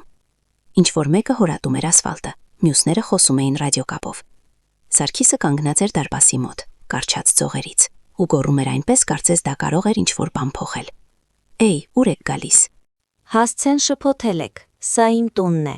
անմիջապես դադարեցրեք։ Նրան մոտեցավ մի կարճահասակ, ամրակազմ տղամարդ, ձեռքին պլանշետ։ Դեմքը հանգիստ էր, աշխատանքային, առանց ավելորդ էմոցիաների։ Հենց այդպիսին էլ պիտի լինի այն մարդը, ով փողի դիմաց քանդում է ուրիշի պատերը, առանց ավելորդ հարցերի։ «Ոչ ոք չի շփոթվել», ասաց նա խրպոտ ձայնով։ Տիգրան Մեծի փողոց, 180, անկյունային հողամաս, տարածքի քանդման և ցանկապատման նախապատրաստում։ Փաստաթղթերը մեր ձեռքում են։ Սարգիսը նյարդեին ծիծաղեց այնպիսի ծիծաղով, որով ծիծաղում են միայն այն մարդիկ, ում ոտքերի տակից հողը սկսում է փախչել։ «Ինչ քանդում, գժվել եք, ես այստեղ եմ ապրում, սա իմ տունն է, հիմա ոստիկանություն կկանչեմ»։ Անին կանգնած էր նրա թիկունքում, ձեռքերը կրծքին խաչած ու նայում էր արդեն ոչ թե վերևից, այլ տագնապով։ Նրա ուղեղին դեռ չէր հասել, բայց վախն արդեն սողացել էր ներս։ Ես դուրս եկա պատշագամբ ու 2 աստիճան ցած իջա։ Լորվա սարերի քամին հափեց դեմքիս, իսկ դրա հետ միասին բերեց վարելիքի ու մետաղի հոտը։ Երբեք կյանքում այդ հոտերն ինձ այսքան ճիշտ չէին թվացել։ Ոստիկանություն կանչել պետք չէ, Սարգիս, ասացի ես։ Ձայնս հնչեց ոչ բարձր, բայց այնպես, որ բոլորը շրջվեցին։ Պլանշետով բանվորը նույնպես նայեց ինձ։ Ես գլխով արեցի նրան։ Ճիշտ է անում։ Սարգիսը ցնցվեց, շրջվեց դեպի ինձ, եւ ես նրա դեմքին տեսա այն հազվադեպ արտահայտությունը, երբ մարդը դեռ չի հասկացել, թե ինչ է պատահել, բայց արդեն ամբողջ մարմինով զգում է փորձանքը։ Նա չափեց ինձ ոտքից գլուխ, տաբատս, պայուսակս, սանրվածքս, իմ ուղիղ մեջքը։ Ինչի մասին ես խոսում, հարցրեց նա չարացած։ Դու նրանց վերանորոգման համար ես կանչել։ Ինձ նույնիսկ չես ասել, ես չեմ թույլ տվել այստեղ ոչ մի բանի ձեռք տալ։ Ես դանդաղ մոտեցա։ Անին նայում էր ինձ այնպես, կարծես առաջին անգամ էր տեսնում։ Գուցե հենց այդպես էլ կար։ Այսքան ժամանակ նրանք նայում էին պարավին, իսկ հիմա նրանց առջև կանգնած էր տանտիրուհին։ Ես բացեցի պայուսակս, հանեցի հասցրարն ու թղթերը դուրս բերեցի։ Նրանք վերանորոգման համար չեն եկել, Սարգիս, ասացի ես, ու նրան մեկնեցի պայմանագրի պատճեններն ու տեղեկանքը։ Նա եկել է հողամասը քանդման պատրաստելու, որովհետև տունը վաճառված է, եւ այն այլևս ոչ քոնն է, ոչ իմը։ Նա վերցրեց թղթերը սկզբում թույլ, չհավատալով, հետո սկսեց աչքերով վազել տողերի վրայով։ Ես տեսնում էի, թե ինչպես է նրա դեմքը բառացիորեն փոխվում։ Սկզբում չարություն, հետո անհասկացողություն, հետո վախ։ Վաճառված, խրբոց ձայնով կրկնեց նա։ Ինչ է նշանակում վաճառված։ Դու չէիր կարող այն վաճառել։ Ես ժառանգորդ եմ, այստեղ կեսն իմն է։ Ես ժպտացի, Սառը։ Կեսը քոնն էր շատ տարիներ առաջ, քանի դեռ ինքդ այն ինձ չէիր վաճառել։ Մոռացել ես։ Արտավազդի մահից հետո դու փողը վերցրիր, հրաժարականը ստորագրեցիր ու գնացիր գոհ ու շնորհակալ։ Այն ժամանակ քեզ շատ պետք էր փողը քո մեծ ֆիրմայի համար։ Ամեն ինչ ձևակերպված է օրենքով, սեփականատերը ես էի, իսկ հիմա շինարարական ընկերությունը։ Այնպես որ ոչ որդիս, սա քո տունը չէ, եւ այլևս երբեք չի լինի։ Անին մի քայլ առաջ եկավ, դեմքը ծամածրվեց։ Սարգիս, ես ինչ է խոսում, ճչաց նա։ Դու ասում էիր, որ սա քո տունն է, որ սա ժառանգություն է, որ մենք այստեղ ենք ապրելու, ամեն ինչ փոխելու ենք, իսկ սրան հետո ինչ որտեղ կտեղավորենք։ Ես հայացքս ուղղեցի նրան։ Առաջին անգամ նա չէր դժգոհում իմ հոտից, չէր ծամածրվում, թագուհի չէր խաղում։ Նրա աչքերում զուտ կենթանական վախ էր։ Ինչ որտեղ, դա ուր, հարցրեցի ես հանգիստ։ Ձերանոց, չէ որ հենց դա իր պլանավորում։ Նա կզակը շարժեց, բայց արդեն առանց նախկին հպարտության։ Սարգիսը թղթերը տրորում էր ձեռքերում, կարծես դրանից տեքստը կարող էր փոխվել։ Մամ, հազիվ արտաբերեց նա, եւ ձայնը հանգարց դարձավ խղճուկ, գրեթե մանկական։ Էդ ինչ ես արել։ Այստեղ չէ որ հսկայական փողեր են, ինչքան է ստացել։ 100 միլիոն, պատասխանեցի ես։ Նրա շուրթերը դողացին։ 100։ Մամ, գժվել ես, ուր է փողը։ Մենք կարող ենք ամեն ինչ լուծել։ Մենք ուրիշ տուն կառնենք, կբաժանենք։ Ես քեզ կօգնեմ, ես ամեն ինչ կուղեմ։ Այստեղ ինձ ոչ թե բարկությունը բռնեց, այլ ինչ որ հոգնած զզվանք։ Մարդը դեռ տապատը կարգին չի հագել, բայց արդեն ձեռքն է մեկնում իմ փողերին։ Փողերն այնտեղ են, որտեղ դու երբեք չես հասնի, ասացի ես։ Իսկ ես ինձ համար արդեն բնակարան եմ գնել։ Լավ, հանգիստ։ Եվ այնտեղ ապրելու եմ մենակ, իմ իրերի հետ, իմ բաժակների ու իմ նավթալինիի հետ։ Առանց ձեզ։ Անին կտրուկ շրջվեց դեպի նա։ Էդ ինձ բնակարան։ Դու ինչ է իրոք չունևոր ես, պայթեց նա։ Դու ինձ բերեցիր մորդ մոտ ապրելու, որովհետև ոչինչ չունես։ Ես պայուսակիցս հանեցի իմ սև նոթատետրը, հենց այն նույնը, բացեցի ճիշտ էջի վրա։ Ոչ թե պարզապես ոչինչ չունի, ասացի ես, այլ բանկերին պարտք է, հարկայինի պոչեր ունի։ Վարձով բնակարանից նրան դուրս են շպրտել չվճարելու համար։ Մեքենան շուտով կտանեն, իսկ քո առաջ նա փքվում էր ինչպես հնդկահավը տոնակճարում։ Մեծ գործարար։ Անին գունատվեց։ Նրա դեմքը նման բան դեռ չէր տեսել։ Նա նայեց Սարգսին այնպես, կարծես նրա առջև ոչ թե տղամարդ էր կանգնած, այլ կեղտոտ լատ։ Դա ճիշտ է, շնշնաց նա։ Դու ինձ ստում էիր այսքան ժամանակ։ Դու սնանկ ես։ Նա նույնիսկ չպատասխանեց։ Կանգնած էր բերանբաց ու կարճած թղթից, կարծես դրա մեջ էր վերջին հենարանը։ Այդ ժամանակ միջամտեց աշխատողը։ Մինչ այդ նա լուր կանգնած էր հարգանքով, ինչպես եւ վայել է այն մարդուն, ով ուրիշի ընտանեկան դրամաները չի մեկնաբանում։ Մենք պետք է սկսենք, ասաց նա։ Մարդիկ սպասում են հրամանին։ Ինչքան ժամանակ եք տալիս ազատելու համար։ Ես նայեցի ժամացույցին։ Սլաքները ցույց էին տալիս 9:10։ 30 րոպե, ասացի ես։ Դա բավական է, որպեսզի հավաքեն ատամի խոզանակները, ներքնաշորերն ու մնացած ամեն ինչը, ինչն իրենք համարում են իրենց շքեղ կյանքը։ Սարգիսը ցնցվեց այնպես, կարծես վրան եռման ջուր լցրին։ Դու չես կարող, գոռաց նա։ Ես քո որդին եմ։ Դու ինձ փողոց ես գցում։ Այդպես առանց ոչ ինչ։ Ես նայեցի ուղիղ նրա աչքերի մեջ, եւ այս անգամ իմ մեջ ոչինչ չշարժվեց։ Ոչ խղճահարություն, ոչ կասկած։ Ամեն ինչ այրվել էր դեռ այն երեկոյան, երբ նա ինձ հրամայեց դուրս գալ հյուրասենյակից, որովհետև ինձնից, տեսեք, ծերության հոտ է տալիս։ Ես այն մայրն եմ, ով ամբողջ կյանքում քեզ տանիք է տվել ու դրա դիմաց ստացել թուք դեմքին, ասացի ես։ Ես քեզ ծննդաբերել եմ, դա ճիշտ է, բայց հետո թող կյանքն ինքը քեզ դաստիարակի։ Քեզ մնաց 29 րոպե, Սարգիս։ Եվ միայն այս բառերից հետո նրա ուղեղին վերջապես հասավ, որ ես չեմ կատակում։ Ես ուղեցի պայուսակից գոտին ուսիս ու արդեն առանց ձայնս բարձրացնելու ասացի. ժամանակը գնաց, Սարգիս։ Հետո շրջվեցի ու գնացի դեպի փոքր դարպասը։ Բացեցի կողպեքը, դուրս եկա փողոց ու չոր մետաղական ձայնով շրխկացրի այն իմ հետևից։ Եվ հենց այդ ժամանակ ես իրոք դադարեցի նրանց համար լինել մայր, տանտիրուհի, պառավ կամ որևէ մեկը։ Ես պարզապես փակեցի դուռն իմ հետևից։ Չշրջվեցի, երբ Անին սկսեց ճչալ։ Չնայեցի, թե ինչպես նա հարձակվեց Սարգսի վրա։ Սկսեց ձեռքերով խփել նրա կրծքին, գոռալով, որ նա ստախոս է ու ձախողակ։ Չշրջվեցի նաև այն ժամանակ, երբ որդիս արդեն վերջնականապես կորցնելով դեմքը, նստեց հենց պատշխամբի ցեմենտին ու սկսեց ոռնալ իմ հետևից։ Այդ ամենը ես լսում էի, բայց նայել այլևս չէի ուզում։ Կապը կտրված էր։ Խոսակցությունն ավարտված։ Ես քայլում էի փողոցով դանդաղ, բայց հաստատուն։ Արևն արդեն լավ տաքացնում էր մեջքս։ Ճամփեզրին կանգնած էր Ռուբենի սպիտակ մեքենան։ Նա ինձ սպասում էր լուռ, ձեռքերով չէր անում, չէր շտապում։ Միայն երբ ես մոտեցա, դուրս եկավ, բացեց դուռն ու նայեց այնպես, կարծես ուզում էր հասկանալ, արդյոք վերջին պահին չեմ փոշմանի։ Չփոշմանեցի։ Ես նստեցի առջևի նստատեղին, պայուսակը դրեցի ծնկներիս ու զգուշությամբ փակեցի դուռը։ Սրահում օթորակիչի, մաքուր պաստառի ու ինչ-որ ծանոթ տղամարդկային հոտ էր գալիս, կամ ծխախոտի, կամ օծանելիքի։ Ռուբենը նստեց ղեկին, բայց միանգամից չշարժվեց։ Երևի սպասում էր, թե ինչ կասեմ։ Գուցե կարծում էր հիմա լաց կլինեմ, կխնդրեմ կանգնեցնել այս ամենը, կվերադառնամ, կխղճամ որդուս։ Իսկ ես միայն խորը շունչ քաշեցի ու ասացի. գնացինք, Ռուբեն ջան, այստեղ այլևս անելու ոչինչ չունեմ։ Նա գլխով արեց ու դանդաղ մեքենան շարժեց տեղից։ Երբ մենք թեքվեցինք անկյունից, հետևում լսվեց առաջին հարվածը։ Խուլ, ծանր, այնպիսին, որից կարծես օդը ցնցվեց։ Ես միանգամից հասկացա, թե դա ինչ էր։ Պետք չէր նույնիսկ նայել։ Դա պատն էր։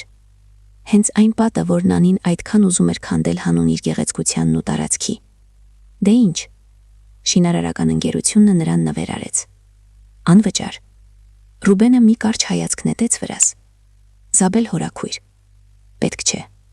ասացի ես կամաց։ Ոչինչ մի ասա։ Ես փակեցի աչքերս բառացիորեն մի վայրկյանով ու տեսա Արտավազդին։ Ոչ թե մեռած կամ հիվանդ, այլ ջահել, արևահարված, շապիկով, ցեմենտի փոշու մեջ, ձեռքերը մինչև արմունկները շաղախի մեջ։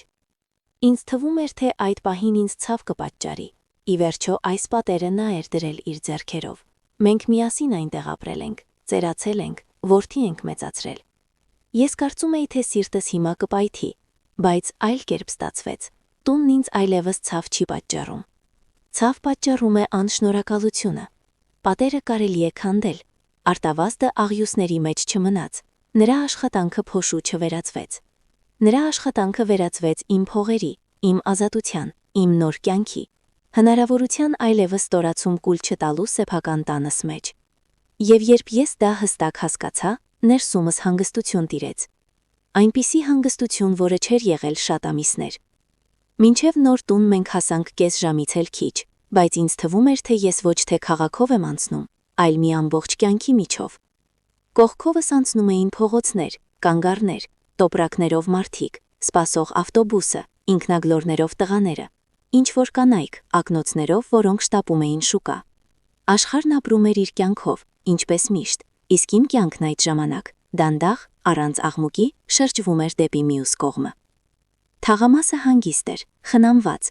Նոր շենքը լուսավոր էր, հարթ ճակատով, մաքուր պատուհաններով ու փակ բակով։ Ոչ թե ճոխ, ոչ թե մինչև զզվանք հարուստ, այլ պարզապես լավ, հուսալի։ Այնպիսին, որտեղ կարելի է հանգիստ ապրել կյանքի մնացած մասը եւ չլսել, թե ինչպես են քեզ ասում։ Դուրս արի դահլիճից, պառավ։ Ռուբենն անջատեց շարժիչը, առաջինը դուրս եկավ, բացեց իմ դուռն ու ձեռքը մեկնեց։ Ես մեքենայից դուրս եկա ինքնուրույն, բայց նրա ձեռքը միևնույն է վերցրի։ Ոչ թե նրա համար, որ առանց նրա չէի կարող, պարզապես նման պահերին մարդկային աջակցությունն առանձնահատուկ ուժեղ է զգացվում։ Դե ինչ, ասաց նա, հասանք։ Ես նայեցի վերև, երկրորդ հարկին։ Ապակեպատ պատշգամբի հետևում արևի շողն էր խաղում, ինչ որտեղ մոտակայքում լսվում էր սարերի ու քաղաքի հեռավոր աղմուտը։ Այդ ձայնը միանգամից սրտիս կպավ։ Մենք բարձրացանք վերելակով։ Խցիկում զով էր, նոր ներկի ու մետաղի հոտ էր գալիս։ Ես նայում էի իմ արտացոլանքին հայելապատպատի մեջ ու մտածում, որ վերջին օրվա ընթացքում կարծես միաժամանակ եւ ծերացել եմ եւ ջահելացել։ Դեմքը նույնն է, ձեռքերը նույնը, կնճիռները նույնը, բայց հայացքն արդեն ուրիշ է։ Բնակարանի դուռը նոր էր, ծանր, դեռ փայլում էր գործարանային փականներով։ Ռուբենը գրպանից հանեց բանալիների կապոցը, ընտրեց ճիշտը ու դրեց ձեռքիս մեջ։ Բացեք հորաքույր։ Ես սեղմեցի բանալին։ Ափսը չգիտես ինչու տաքացավ։ Սիրտը սկսեց ավելի ուժեղ բաբախել, չնայած թվացել էր, թե ամենագլխավորն արդեն պատահել է։ Բայց ոչ, քանի դեռ մարդը չի բացել իր նոր տանդուրը, քանի դեռ չի անցել շեմը, նա մինչև վերջ չի հավատում, որ փրկվել է։ Ես բանալին մցրի փականի մեջ, պտտեցի, եւ այդ վայրկյանին դրան հետևում այնքան պարզ մի ձայն լսվեց։ Կարծես բացվեց ոչ թե բնակարանը, այլ իմ ամբողջ մնացած կյանքը։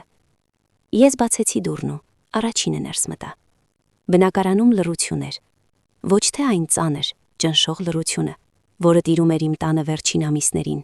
երբ պատի հետևում ինչ-որ մեկը շշնջում է, ծիծաղում վրադ կամ սպասում, թե երբ վերջապես կգնաս քո սենյակ։ Ոչ,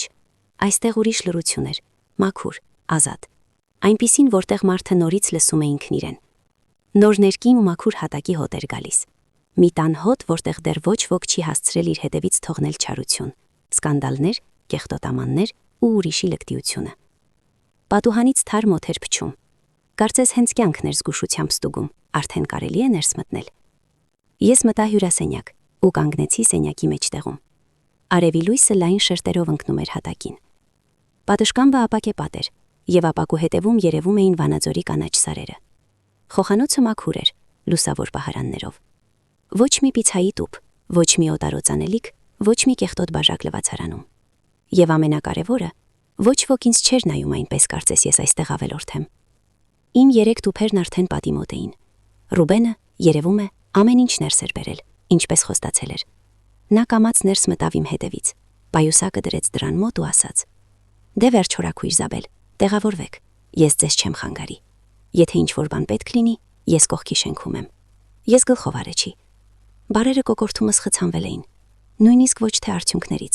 Պարզապես երբևն, երբ շատ երկար ես համբերում, իսկ հետո քեզ վերջապես բաց են թողնում, ներսումդ ամեն ինչ սկզբում դատարկվում է։ Ռուբենը մոտեցավ, համբուրեց, ինչպես մանկությանս տարիներին, միայն թե հիմա ոչ թե ես նրան, այլ նա ինձ էր հանգստացնում։ Դու ամեն ինչ ճիշտ արեցիր, ասաց նա ցածրաձայն, նույնիսկ չկասկածես։ Ես չեմ էլ կասկածում, պատասխանեցի ես, եւ միայն այդ բառերից հետո հասկացա, որ դա ճշմարտություն է։ Նա եւս մեկ անգամ նայեց ինձ, հետո լուր դուրս եկավ ու ծածկեց դուղը։ Ես մնացի մենակ։ Երկար կանգնած էի նույն տեղում ու պարզապես շնչում էի։ Հետո հանեցի կոշիկներս, զգուշությամբ դրեցի պատի մոտ ու առաջին հերթին գնացի պատշգամբ։ Բացեցի փեղկը։ Լողվա մաքուր օդը միանգամից լցվեց սենյակ, կենթանի ու թարմ։ Այն խառնվեց նոր ներկի հոտին, եւ այդ տարօրինակ համադրությունից սիրտս ճմլվեց։ Դե ինչ, ասացի ես դատարկության մեջ, տեղ հասա։ Ձայնս հնչեց խուլ, բայց հանգիստ։ Ոչ թե ծեծված կնոջ նման, ով փախել է, այլ տանտիրուհու, ով վերջապես տուն է եկել։ Ես վերադարձա սենյակ, բացեցի առաջին տուփը։ Վերևում իմ շագանակագույն ապակյա բաժակներն էին, զգուշությամբ փաթաթված թերթերի մեջ։ Սկսեցի հատ-հատ բացել դրանք։ Հին ապակի, հաստ, ծանր, հուսալի։ Այս բաժակները տեսել էին և տեղափոխություններ, և տոներ, և թաղումներ, և ընտանեկան վեճեր, և այն ժամանակները, երբ նույնիսկ շաքարավազի փող չկար։ Ես դրանք տարա խոհանոց ու շարեցի վերին դարակին։ Նոր պահարանի լույսի տակ դրանք հանկարծ այնպես գեղեցիկ փայլեցին, կարծես ամենևին էլ հին չէին, այլ պարզապես բնավորություն ունեցող իրեր։ Հետո բացեցի երկրորդ տուփը։ Այնտեղ իմ մատնոցներն էին, հաղճապակյա փայտե մետաղական, փոքրիկ, բայց յուրաքանչյուրն իր հիշողությամբ։ Մեկը մայրս էր նվիրել, մյուսը արտավազդներ բերել։ Երրորդը ժամանակին տոնավաճառից էի գնել, երբ մեր միջև ամեն ինչ նոր էր սկսվում։ Ես դրանք շարքով դրեցի հյուրասենյակի դարակին, դանդաղ, առանց շտապելու, կարծես նորից հավաքում էի ինքս ինձ, և միայն հետո ձեռքս մեկնեցի վերջին տուփին։ Լուսանկարների ալբոմը վերևում էր։ Ես նստեցի սենյակի մեջտեղում իմ հին բազկաթոռին, որը տղաները նույնպես վերցրել էին, ու բացեցի ալբոմի առաջին էջը։ Այնտեղ արտավազդներ, երիտասարդ, արևահարված, աշխատանքային շապիկով, ժպիտը լայն ու բաց։ Այդպիսի ժպիտից տանը միշտ ավելի հանգիստ էր դառնում։ Ես մատով սահեցրի լուսանկարի վրայով։ Մենք հաղթահարեցինք Արտո ջան, ասացի կամաց, չկորանք։ Եվ հենց այստեղ, արդեն այս նոր բնակարանում, այս ամենից հետո իմ ուղեղին իսկապես հասավ, թե ինչ է պատահել։ Ոչ թե տունն եմ կորցրել կամ որդուս եմ դուրս արել։ Ես պարզապես ինչ-որ պահի դադարեցի աչք փակել այն բանի վրա, թե ինչի է նա վերածվել։ Ողջ երեխայի համար սուգն առանձնահատուկ է, նման չէ մեռածի սգին, այնտեղ գոնե վերջակետ կա։ Իսկ այստեղ մարդը ողջ է, քայլում է, ուտում է, խոսում, բայց քո ներսում նա այլևս չկա։ Ես սիրել եմ Սարգսին այն ամենով, ինչով մայրը կարող է սիրել։ Կերակրել եմ, ոտքի կանգնեցրել, ներել, հանել փորձանքներից, նորից ներել։ Բայց մայրական սերը պարան չէ, որով որդին իրավունք ունի խեղդել քո կյանքը։ Ես նստած էի այդ ալբոմը ծնկներիս ու մտածում էի, չէ որ ես նրան ոչ մի փոսի մեջ չեմ հրել։ Ես միայն դադարեցի ջրի երեսին պահել մի չափահաս տղամարդու, ով վաղուց որոշել էր, որ մայրն իրեն պարտական է մինչև վերջին շունչը։ Այն ամենը, ինչ հիմա կլինի նրա հետ, նա ինքն է ընտրել։ Իր լեզվով, իր ագահությամբ, իրար համար հանքով։ Ես փակեցի ալբոմն ու դրեցի կողքիս։ Հետո վեր կացա, դանդաղ քայլեցի բնակարանով, բացեցի ննջարանի պահարանը, շոշափեցի դարակները, նայեցի լոգարանը, ձեռքս սահեցրի խոհանոցի սեղաներեսին։ Ամեն ինչ իմն էր, միջև վերջին անկյունը, առանց վախի, որ ինչ-որ մեկը հիմա ներս կմտնի ու կասի. հեռացիր այստեղից։ Մինչև երեկո արդեն մի քանի իր դասավորեցի, կախեցի մի քանի բլուզ, թեյնի կդրեցի, հետո թեյ պատրաստեցի ու նստեցի պաճկամբում, նայելով, թե ինչպես է արևը թեքվում դեպի հորիզոնը։ Օրը երկար էր, ծանր, բայց ներսումս ոչ մի դող կամ հիստերիա չմնաց, միայն հոգնածություն և լռություն։ Կարծում էի, որ այս գիշեր կքնեմ, հենց գլուխս բարձիմ դնեմ, բայց քունս չէր տանում։ Չափազանք շատ բան էր շրջվել մեկ օրում։ Պարկած էի մթության մեջ, լսում էի մեքենաների հեռավոր ձայները, փողոցից եկող մարդկանց խոսակցությունն ու զգում էի, որ սպասում եմ։ Կարծես ինչ-որ բան դեռ չի ավարտվել։ Եվ իրոք, մի քանի օր անց Ռուբենը եկավ ինձ մոտ սուրճի ու հենց շեմքից ասաց. «Զաբել հորաքույր, միայն թե հանգիստ։ Ես հիմա ձեզ կպատմեմ, թե ինչ է եղել նրանց հետ ձեր գնալուց հետո»։ Եվ նրա դեմքից ես միանգամից հասկացա, ամենակեղտոտը սկսվել էր արդեն առանց ինձ։ Լուրերը մեր քաղաքում քամուծարաղ են պտտվում։ Դեռ մի շաբաթ չէր անցել, բայց պատմությունն այն մասին, թե ինչպես շաբաթ առավոտյան մի տարեց կնոջ ձեռքից որդին համարյա խլել էր տունը, բայց կինը վաճառել էր այն հողի հետ միասին, արդեն տարածվել էր ողջ թաղամասով։ Մարդիկ իհարկե ավելացնում էին իրենցից, տեղ-տեղ ստում էին, բայց էությունը մնում էր նույնը։ Սարգիսն ու Անին մի առավոտ արթնացել էին ոչ թե ապագա շքեղ կյանքի տերեր, այլ երկու մարդ տոպրակները ձեռքերին ցանկապատի մոտ, որի հետևում արդեն դղրդում էր տեխնիկան։ Երբ Ռուբենը եկավ, ես հենց նոր էի սեղանին դրել թխվածքն ու թեյ լցրել։ Նա նայեց ինձ բաժակի վրայով ու ասաց. «Հորաքույր, եթե անկեղծ ձեր գնալուց հետո այնտեղ այնպիսի բաներ սկսվեցին, լավ արեցիք, որ չմնացիք նայելու»։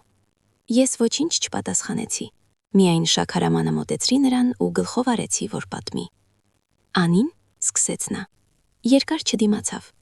Հենց հասկացավ, որ Սարգիսը ոչ տեր է, ոչ ժառանգորդ եւ ընդհանրապես մինչև ականջները պարտքերի մեջ է, դեմքը միանգամից փոխվեց։ Սկզբում նրա վրա գոռում էր հենց փողոցում, բանվորների ներկայությամբ։ Հետո տաքսի կանչեց, նստեց իր պայուսակով ու գնաց։ Նույնիսկ կես ժամ չդիմացավ։ Ես մի կում թեյ խմեցի ու դանդաղ բաժակը դրեցի։ Չգիտես ինչու դա ինձ չզարմացրեց։ Այդպիսի մարդիկ սիրում են ոչ թե մարդուն, այլ այն, ինչ իրենց թվում է նրա ապագան։ Քանի դեռ նրա աչքին երևում էին նոր հյուրասենյակը, սպիտակ բազմոցը, հայելապատ բառն ու իմ հաշվին ապրելը, նա ժպտում էր։ Իսկ հենց մնաց Սարգիսը պարտքերով, առանց տան ու առանց փողի, սերը նրա մոտ ավելի շուտ վերջացավ, քան դիմը հարդարումը շոքին։ Իսկ Սարգիսը, հարցրեցի ես հանգիստ։ Ռուբենը հառաչեց։ Սկզբում ընկավ այս ու այն կողմ։ Հետո սկսեց բոլորին զանգել։ Ձեզ նույնպես։ Այստեղ ես արդեն ժպտացի։ Հեռախոսս իսկապես այդ օրերին չէր լռում։ Նրա անունը էկրանին հայտնվում էր նորից ու նորից։ Առավոտյան, ցերեկը, երեկոյան, երբեմն մի քանի զանգ իրար հետևից, երբեմն օտար համարներից, երբեմն ուշ գիշերով։ Սարգիսը զանգում էր այնպես, կարծես ձայնով կարելի էր փոշուց հետ հավաքել տունը, պատը, փաստաթղթերը, փողերն ու իմ համբերությունը։ Բայց ես ամբողջ կյանքս աշխատել եմ որպես հեռախոսավարուհի։ Ես հիանալի գիտեմ ինչ անել, երբ գիծը խափանվում է ու սկսում ճռռալ։ Ես ոչ մի անգամ չվերցրի հեռախոսը։ Առաջին 3 օրում նա զանգել էր երևի 50 անգամ։ Հետո սկսեց գրել. մեկ խղճուկ, մեկ չարացած։ Մամ, խոսիր հետս։ Դու իրավունք չունեիր։ Ես քո որդին եմ։ Բոլորը քեզ կդատապարտեն։ Հետո նորից. օգնիր, փորձանքի մեջ եմ։ Ես կարդում էի միայն սկիզբը, առանց ամբողջությամբ բացելու, ու ջնջում էի։ Հետո վերցրի անձնագիրս, գնացի կապի սրահ, նոր քարտ գնեցի, համարս փոխեցի, իսկ քինը հենց այնտեղ աղբամանը նետեցի։ Ահա այդ ժամանակ կապն իսկապես վերջնականապես կտրվեց։ Ռուբենը վերջացրեց թեյը ու ասաց. նա հիմա մի սենյակ է վարձել, հին շենքում համարյա հանրակացարանի նման, մի ծայրամասում։ Մեքենան բան կտարել է հենց փողոցից։ Մարդիկ տեսել են, ասում են նույնիսկ փորձել է սկանդալ անել, բայց ինչ օգուտ, փաստաթուղթը է։ Ես լուր լսում էի, իսկ ֆիրման էլ վերջնականապես փակեցին, շարունակեց Ռուբենը։ Հարկայինը վերջը դրեց։ Հիմա նա շինանյութի խանութում վաճառող է աշխատում։ Մեխեր, ներկեր, պտուտակներ, ահա այսպիսի բաներ։ Աշխատավարձը չնչին։ Ես նայեցի պատուհանից։ Բաճկամբի ապակու հետևում քամին թեթե որորում էր ծաղիկների թաղարները։ Սարերը երևում էին իրենց ողջ վեհությամբ։ Ինձ դա հերիք էր։ Մարդուն ծերության ժամանակ շատ բան պետք չէ։ Կարևորը լռությունն է, եւ որ քեզ չստորացնեն սեփական տանիքիդ տակ։ Եվ այնուամենայնիվ, որքան էլ ամուր էի ձևանում, ներսումս ինչ-որ բան արձագանքեց։ Ոչ թե խղճահարություն, այլ դառը հասկացողություն։ Այդպես էլ լինում է։ Ամբողջ կյանքդ երեխայի ձեռքերիդ վրա ես գրում, փրկում ես, հանում ես, ներում, իսկ հետո նա հասնում է այնտեղ, որ առաջին անգամ ինքն է գրում իր ծանրությունը, եւ դա նրա համար արդեն ողբերգություն է։ Նա կարծում էր, որ իմ կաթսան է ծանր, բայց պարզվեց իսկական ծանրը սեփական անկյունի համար վճարելն է։ Առավոտյան ինքնուրույն աշխատանքի գնալն ու հասկանալը, որ այլևս ոչ ոք չկա, ով քեզ իր մարմնով կփակի։ Ես ինձ երբեք վրիժառու չեմ համարել, բայց երևի կան պահեր, երբ կյանքը պիտի մարդուն տա ուղիղ այնքան, ինչքան նա վաստակել է, ոչ ավել, ոչ պակաս։ Սարգիսը սոված չէր, փողոցում չէր մնացել, հիվանդանոցում չէր։ Ոչ, նա պարզապես առաջին անգամ մնաց առանց բարձի գլխի տակ, իսկ դա նրա նմանների համար ավելի սարսափելի է, քան ցանկացած պատիժ։ Խոսակցությունից հետո Ռուբենը գնաց, իսկ ես դեռ երկար մնաք նստած էի խոհանոցում, թեյս արել էր։ Հանից այն կողմ լույսը հետը գարցավ մեղմ, երեկոյան, եւ ես մտածում էի այն մասին, որ ամեն ինչ ավարտվեց հենց այնպես, ինչպես պիտի լիներ։ Անին անհետացավ հենց առաջին դժվարության ժամանակ։ Տունը գնաց քանդման։ Փողները հաշվիս վրային։ Նոր բնակարանը ձևակերպված էր։ Հին համարը նետված։ Կապը կտրված։ Միայն թե արյունը հեռախոսի լար չէ։ Այն մի կոճակով չես անջատի։ Անցավ եւս որոշ ժամանակ, եւ իմ նոր կյանքը սկսեց կամաց ընտելանալ։ Պատշգամբում հայտնվեցին առաջին ծաղիկները։ Ես ինձ համար նոր բլուզներ գնեցի։ Ոչ թե նրա համար, որ հինը վատներ, այլ պարզապես ուզեցի վերջապես հագնել այն, ինչ հաճելի է մարմնիս։ մի կին գտա տունը հավաքելու համար։ Նային։ Շատ լավ, պարզ, բարի ձեռքերով կին է։ Մենք շուտ լեզու գտանք։ Նա հավաքում էր, հետո նստում էինք խոհանոցում։ Մուրաբայով թեյ խմում ու քննարկում սերիալները, գները, ճնշումը, եղանակն ու այն ամենը, ինչի մասին սովորաբար խոսում են նորմալ կանայք, առանց սևականության։ Ես նրան լավ էի վճարում, նույնիսկ ավելին, քան նա խնդրում էր, որովհետև նա, ով ինքն ամբողջ կյանքում աշխատել է, ուրիշի աշխատանքը հարգում է միանգամից։ Օրեցօր բնակարանն ավելի հարմարավետ էր դառնում։ Իմ շագանակագույն բաժակները պահարանում էին, մատնոցները դարակին։ Լուսանկարների ալբոմը մահճակալի կողքի սեղանիկին։ Եվ այնուամենայնիվ մի բան ինձ համար կարևոր էր ցանկացած վերանորոգումից, կահույքից ու նույնիսկ այս լռությունից։ Նոր սպիտակ պահարանի հատակին, խնամքով դասավորված շորերի տակ, ես նավթալինի գնդիկներ էի դրել։ Ես դրանք տեն չնետեցի, ընդհակառակը, ես հատուկ դրանք բերեցի նոր բնակարան։ Երբ բացում էի պահարանը, այնտեղից գալիս էր հենց այն չոր, սուր, ճանաչելի հոտը, որի վրա նրանք ծիծաղում էին, այն հոտը, որ Նանին անվանում էր գերեզմանի հոտ, իսկ Սարգիսը հնության գարշահոտություն, իսկ ինձ համար դա բոլորովին այլ հոտ էր, ոչ թե ծերության, ոչ թե քայքայման կամ անօգնականության, դա պաշտպանության հոտ էր։ Նավթալինը գեղեցկության համար չեն դնում, այն դնում են, որ ցեցը չուտի կտորը թաքուն ներսից, մինչդեռ դրսից ամեն ինչ հանգիստ է թվում, այն չի զարդարում, այն պահպանում է։ Եվ որքան շատ էի մտածում այդ մասին, այնքան ավելի հստակ էի հասկանում։ Այդ պատմության մեջ ես ինքս դարձա իմ նավթալինը։ Ես ինքս վռնեցի նրանց, ովքեր ուտում էին իմ կյանքը ներսից։ Մի երեկոր ես կանգնած էի պահարանի մոտ, ձեռքիս բռնած մաքուր բլուզը։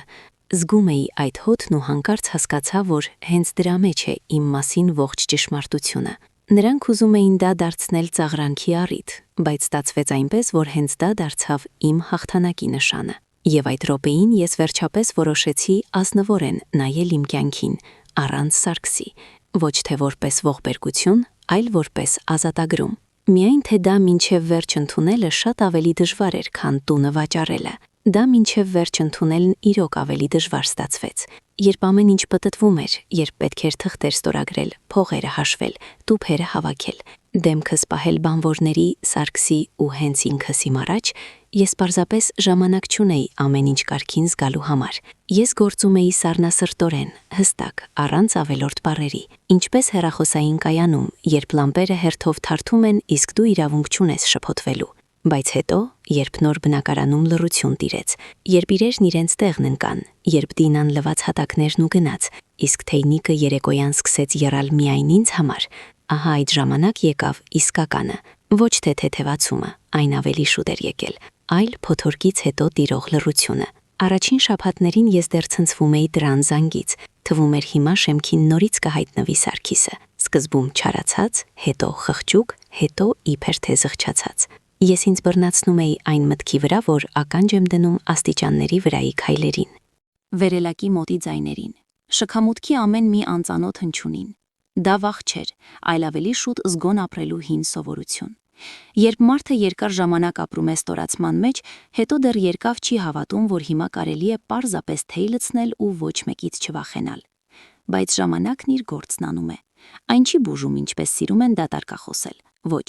այն պարզապես ամեն ինչ դասավորում է դարակներում, ինչպես ամանեղենը պահարանում։ Այս կողմում նեղացվածությունը, այստեղ ամոթը, որ համբերել եմ, այստեղ դառնությունը, իսկ այնտեղ այն քիչ լավը, որը այնուամենայնիվ երբևէ եղել է։ Երբեմն ես հիշում էի Սարգսին փոքր ժամանակ, ոչ թե այն ուռած դեմքով ու դատարկ գրպաններով տղամարդուն, ով կանգնած էր դարպասի մոտ ու գոռում էր վրաս, այլ այն տղային, հավերժ քերծված ծնկներով, գործած գլխարկով, որը չէր սիրում հագնել, այն ձեռքերով, որոնցից պլաստիլինի ու ամանորի մանդարինի հոտ էր գալիս։ Եվ ահա սա էր ամենածանրը։ Ոչ թե տունը, ոչ թե հին բառերը, ոչ թե Անին իր թթված դեմքով, այլ այն, որ այդ տղայի ու այդ տղամարդու արանքում ինչ որտեղ իմ որդին ինձ համար օտար դարձավ։ Ես երկար էի մտածում, թե հենց որտեղ դա պատահեց, ու հասկացա մի անախորժ բան, որը ոչ բոլոր մայրերն են իրենց խոստովանում։ Երբեմն մենք ինքներս ենք օգնում երեխաներին վատը մեծանալ։ Ոչ թե չարությունից, այլ սիրուց։ Ամեն ինչ խղճում ենք, ամեն տեղ փափուկ բարձ ենք դնում, ամեն անգամ մտածում ենք, ոչինչ, մի անգամ էլ կհանեմ փորձանքից, մի անգամ էլ կներեմ, մի անգամ էլ կօգնեմ։ Իսկ հետո հետ ես նայում, ու քո առջև ոչ թե որդի է, այլ մի չափահաս մարդ, ով սովորել է, որ մայրը գոյություն ունի իր հարմարավետության համար։ Ու նա իր մտքում նույնիսկ չարագործ չէ, նա պարզապես վստահ է, որ այդպես էլ պիտի լինի։ Ահա սա էր իմ սխալը։ Ես չափազանց երկար էի համարում մայրությունը որպես մի ցմահ պարտականություն։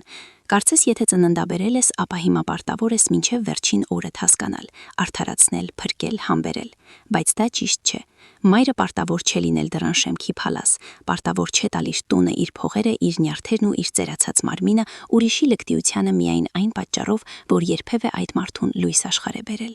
Այս միտքը ես միանգամից չընդունեցի։ Այն կոշտ էր, տհաճ, բայց ազնիվ։ Սարգիսն ինձ այլևս չէր զանգում, չէր էլ կարող։ Համարս փոխել էի, հասցես չգիտեր։ Ռուբենը իհարկե գիտեր, բայց նա այն մարդկանցից չէր, ով լեզվին տալիս է։ Մի քանի անգամ ես որդուս մասին լսեցի մարդկանց միջոցով։ Մեր քաղաքն այնքան մեծ չէ, որքան ինչ-որ մեկին թվում է։ Մեկը ինչ-որ մեկին տեսել էր, մյուսը լսել։ Ասում էին սկզբում մի անկյոն էր վարձում, հետո մի փոքր ավելի լավ սենյակ գտավ։ Աշխատում էր նույն տեղում, շինանյութի խանութում։ Հետո իբր սկսեց աշխուժանալ, ինչ-որ տեղեր էլ էր աշխատում։ Ես հատուկ չէի հարցնում։ Ինձ պետք չէր իմանալ երբ է արթնանում, ինչ է ուտում, ում հետ է քնում կամ ինչքան փող ունի գրպանում։ Դա արդեն իմ կյանքի մասը չէր։ Մի անգամ ես այնուամենայնիվ նրան հեռվից տեսա։ Հոկտեմբերի վերջն էր։ Սարերի քամին արդեն դարձել էր չար ու խոնավ։ Ես դուրս եկա զբոսնելու մինչև մայրամուտը։ Դանդաղ քայլեցի, մի քիչ նստեցի նստարանին, հետո մտա դեղատուն դեղերիս հետևից ու արդեն հետ էի գալիս, երբ փողոցի մյուս կողմում տեսա ծանոթ քայլվածքը։ Սարգիսը, նիհարած, էժանագին բաճկոնով, որն իր չափսով չէր։ Արագ էր քայլում, խանութի տոպրակը ձեռքին, գլուխը քաշել էր ուսերի մեջ, կարծես մրսում էր կամ աշխարհից էր թաքնվում։ Նա ինձ չնկատեց, իսկ ես միանգամից նկատեցի։ Եվ ահա այստեղ ես ինքս ինձնից ինչ ասես սպասում էի, որ սիրտս կդողա, որ կուզենամ ձայն տալ, որ ոտքերս ինքնաբերաբար կգնան նրա հետևից, որ մայրական բնազդը ներսումս նորից գլուխ կբարձրացնի ու կսկսի շշնջալ։ Դե ոնց կլինի, սա քո երեխան է։ Բայց ոչ։ Ես պարզապես կանգնած էի ու փողոցի այն կողմից նայում էի մի օտար տղամարդու, ում հետ երբևէ նույն արյունն եմ ունեցել, ու իմ մեջ ոչինչ չշարժվեց։ Ոչ թե նրա համար, որ ես քարացել էի, այլ որովհետև ճշմարտությունն արդեն հասցրել էր իր տեղը նստել։ Ես նրան մահ չէի ցանկանում, խայտարակություն չէի ցանկանում, չէի ուզում, որ նա ոտքերիս տակ ընկնի, նույնիսկ չարախնդություն չունեի։ Ես պարզապես հասկացա, որ մեր միջև կապը վերջացել էր ոչ թե այն օրը, երբ քանդման մեքենան հարվածեց պատին, այլ ավելի շուտ, շատ ավելի շուտ։ Պարզապես ես էի վերջինը, որ դա ինքս ինձ խոստովանեցի։ Նա անցավ անկյունն ու անհայտացավ, իսկ ես գնացի տուն։ Տան ինձ ոչ վատ էր, ոչ լավ, պարզապես հանգիստ։ Ահա սա է երևի կյանքի չափահաս ճշմարտությունը, որի մասին երիտասարդ ժամանակ չես մտածում։ Ոչ ամեն կորուստ պիտի ավարտվի հեկեկոցներով, ոչ ամեն ազգակցություն պարտավոր է պահպանվել մինչև գերեզման, և ոչ ամեն միայնությունն է դժբախտություն։ Իմ միայնությունն ամենևին էլ սարսափելի չէր։ Առավոտյան արթնանում էի, բացում էի պատշկամբը, ներս թողնում թարմոթը։ Թե էի պատրաստում կամ սուրճ էի եփում, նայած դրամատրությանս։ Երբեմն ինձ համար ձվածեղ էի անում լոլիկով, երբեմն կատնաշոր մեղրով, երբեմն էլ ընդհանրապես ոչինչ չէի ուզում։ Ու ես պարզապես նստում էի բաժակը ձեռքիս ու նայում, թե ինչպես են ներքևում մարդիկ շտապում իրենց գործերով։ Հետո գալիս էր Դինան, եթե իր օրն էր։ Մենք խոսում էինք խոհանոցում, քննարկում էինք գները, բժիշկներին, հոտացավերը, նրա թոռնուհուն, իմ ճնշումը, եղանակն ու այն դատարկաբանությունները, որոնք ցույց են տալիս հեռուստացույցով։ Երբեմն գնում էի շուկա, երբեմն կենտրոն։ Ինձ համար մի քանի լավ շարֆ գնեցի, նոր թավա, տաք բաճկոն։ Թեև մեր կլիմայում իսկական ցուրտ հազվադեպ է լինում։ Կյանքը, եթե անկեղծ, զարմանալիորեն պարզ է դառնում, երբ դրանից հեռացնում ես նրանց, ովքեր միայն ուժերն են ծծում։ Իսկ ավելի շատ ինձ ուրախացնում էր այն, որ սկսեցի ավելի լավ քնել։ Առաջ պարկում էի ու ներսումս ամեն ինչ շարժվում էր։ Ինչ կասի նավաղը, էլ ինչ դուրս կշպրտի, ինչպես կնայի այդ անին, որդիս նորից փող չի ուզի, նորից չի սկսի խոսել այնպես կարծես ես արդեն մի ոտքով գերեզմանում եմ։ Իսկ հիմա պարկում էի ու վերջ, բարձ, վերմակ, մթություն, քաղաքի հեռավոր ձայները, ու ոչ ոք հուքուտ վրա չի կանգնում։ Մի քանի ամիս անց ես նույնիսկ ինձ մի փոքր շռայլություն թույլ տվեցի։ Թատրոնի 2 տոմս գնեցի, մեկն ինձ համար, մյուսը Դինայի։ Մենք գնացինք որպես 2 պարկեշտ կանայք, զարդարվեցինք, ծիծաղեցինք, հետո դեռ սրճարանում թխվածք կերանք ու քննարկում էինք դերասաններին այնպես, կարծես ամբողջ կյանքում միայն դրանով ենք զբաղվել։ Տուն գնալու ճանապարհին Դինան ասաց. «Դուք ուղղակի կենթանացել եք»։ Ես այն ժամանակ միայն ժպտացի, բայց տանը արդեն բլուզս հանելիս ու պահարանում դնելիս մտածեցի. իսկ չէ որ ճիշտ է, չեմ ջահելացել։ Ոչ, չեմ գժվել երջանկությունից, չեմ սկսել ապրել, նոր ռոմանտիկ կյանք չեմ սկսել, ինչպես էժանագին սերիալներում։ Պարզապես կենթանացել եմ, լուր, ուժ, բայց փոխարենը իսկական։ Երբեմն մարդիկ կարծում են, թե ազատությունը ինչ-որ բարձր գոռացող բան է, որ պետք է անպայման դուռը շրխացնել, գոռալ, հեռանալ, ամեն ինչ սկսել նորից ու մեծ թափով։ Իսկ իմ ազատությունը բոլորովին այլ հոտ ուներ՝ նավթալինի, մաքուր հատակի ու թարմոթի։ Ես այդպես էլ չհրաժարվեցի այդ գնդիկներից, մինչև հիմա մի քանի հատ դնում եմ ներքևի դարակներում։ Բացում ես պահարանը ու գալիս է հենց այդ չոր, ամուր հոտը։ Առաջ ինձ թվում էր, թե դա պարզապես մորս սովորությունն է, հետո որ դա իրերը ցեցից պաշտպանելն է։ Իսկ հիմա գիտեմ, դա նաև հիշեցում է այն մասին, որ սեփականդ պահելը ամոթ չէ։ Այն մասին, որ ծերությունը պատճառ չէ լկտիներին զիջելու համար։ Այն մասին, որ արժանապատվությունը վարդերի կամ թանկարժեք օծանելիքի հոտ չունի, երբեմն այն նավթալինի ու մաքուր լվացված բլուզի հոտ ունի։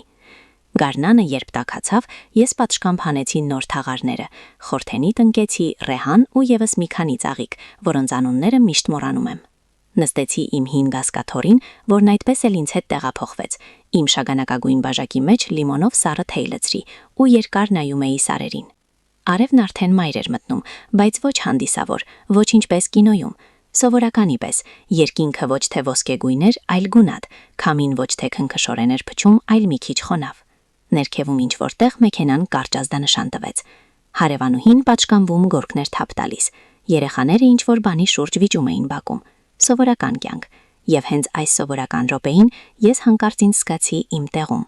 Առանց վկաների, առանց ծափահարությունների, առանց ինչ-որ մեկին ինչ-որ բան ապացուցելու ցանկության։ Պարզապես 72 տարեկան մի կին, ով չափազանց ուշ, բայց այնուամենայնիվ հասկացավ մի կարևոր բան. եթե մարդն ինքն իրեն չպաշտպանի, ոչ ոք չի պաշտպանի, ոչ օրենքը, ոչ երեխաները, ոչ անցյալի հիշողությունը։ Ամեն ինչ սկսվում է այն պահից, երբ դու ինքդ քեզ ասում ես. բավական է, ես չգիտեմ Սարգիսը կդառնա ուրիշ մարդ, գուցե եւ դառնա։ Կյանքը կարողանում է երկար դասեր տալ նրանց, ովքեր առաջին անգամից չեն հասկացել։ Գուցե մի օր նա հիշի ոչ թե իմ փողերն ու տունը, այլ այն, թե ինչպես էի ես գիշերները նստում նրա մահճակալի մոտ։ Գուցե նա ամաչի, իսկ գուցե եւ ոչ։ Դա արդեն նրա ճանապարհն է, ոչ թե իմը։ Իմ ճանապարհն այժմ կարճ է ու պարզ։ Առավոտյան բացել պատշգամբը, ցերեկն ապրել, երեկորյան թեյ լցնել ու թույլ չտալ ոչ մեկին քեզ դուրս շպրտել սեփական կյանքիցդ։ Ես վերցրի բաժակը,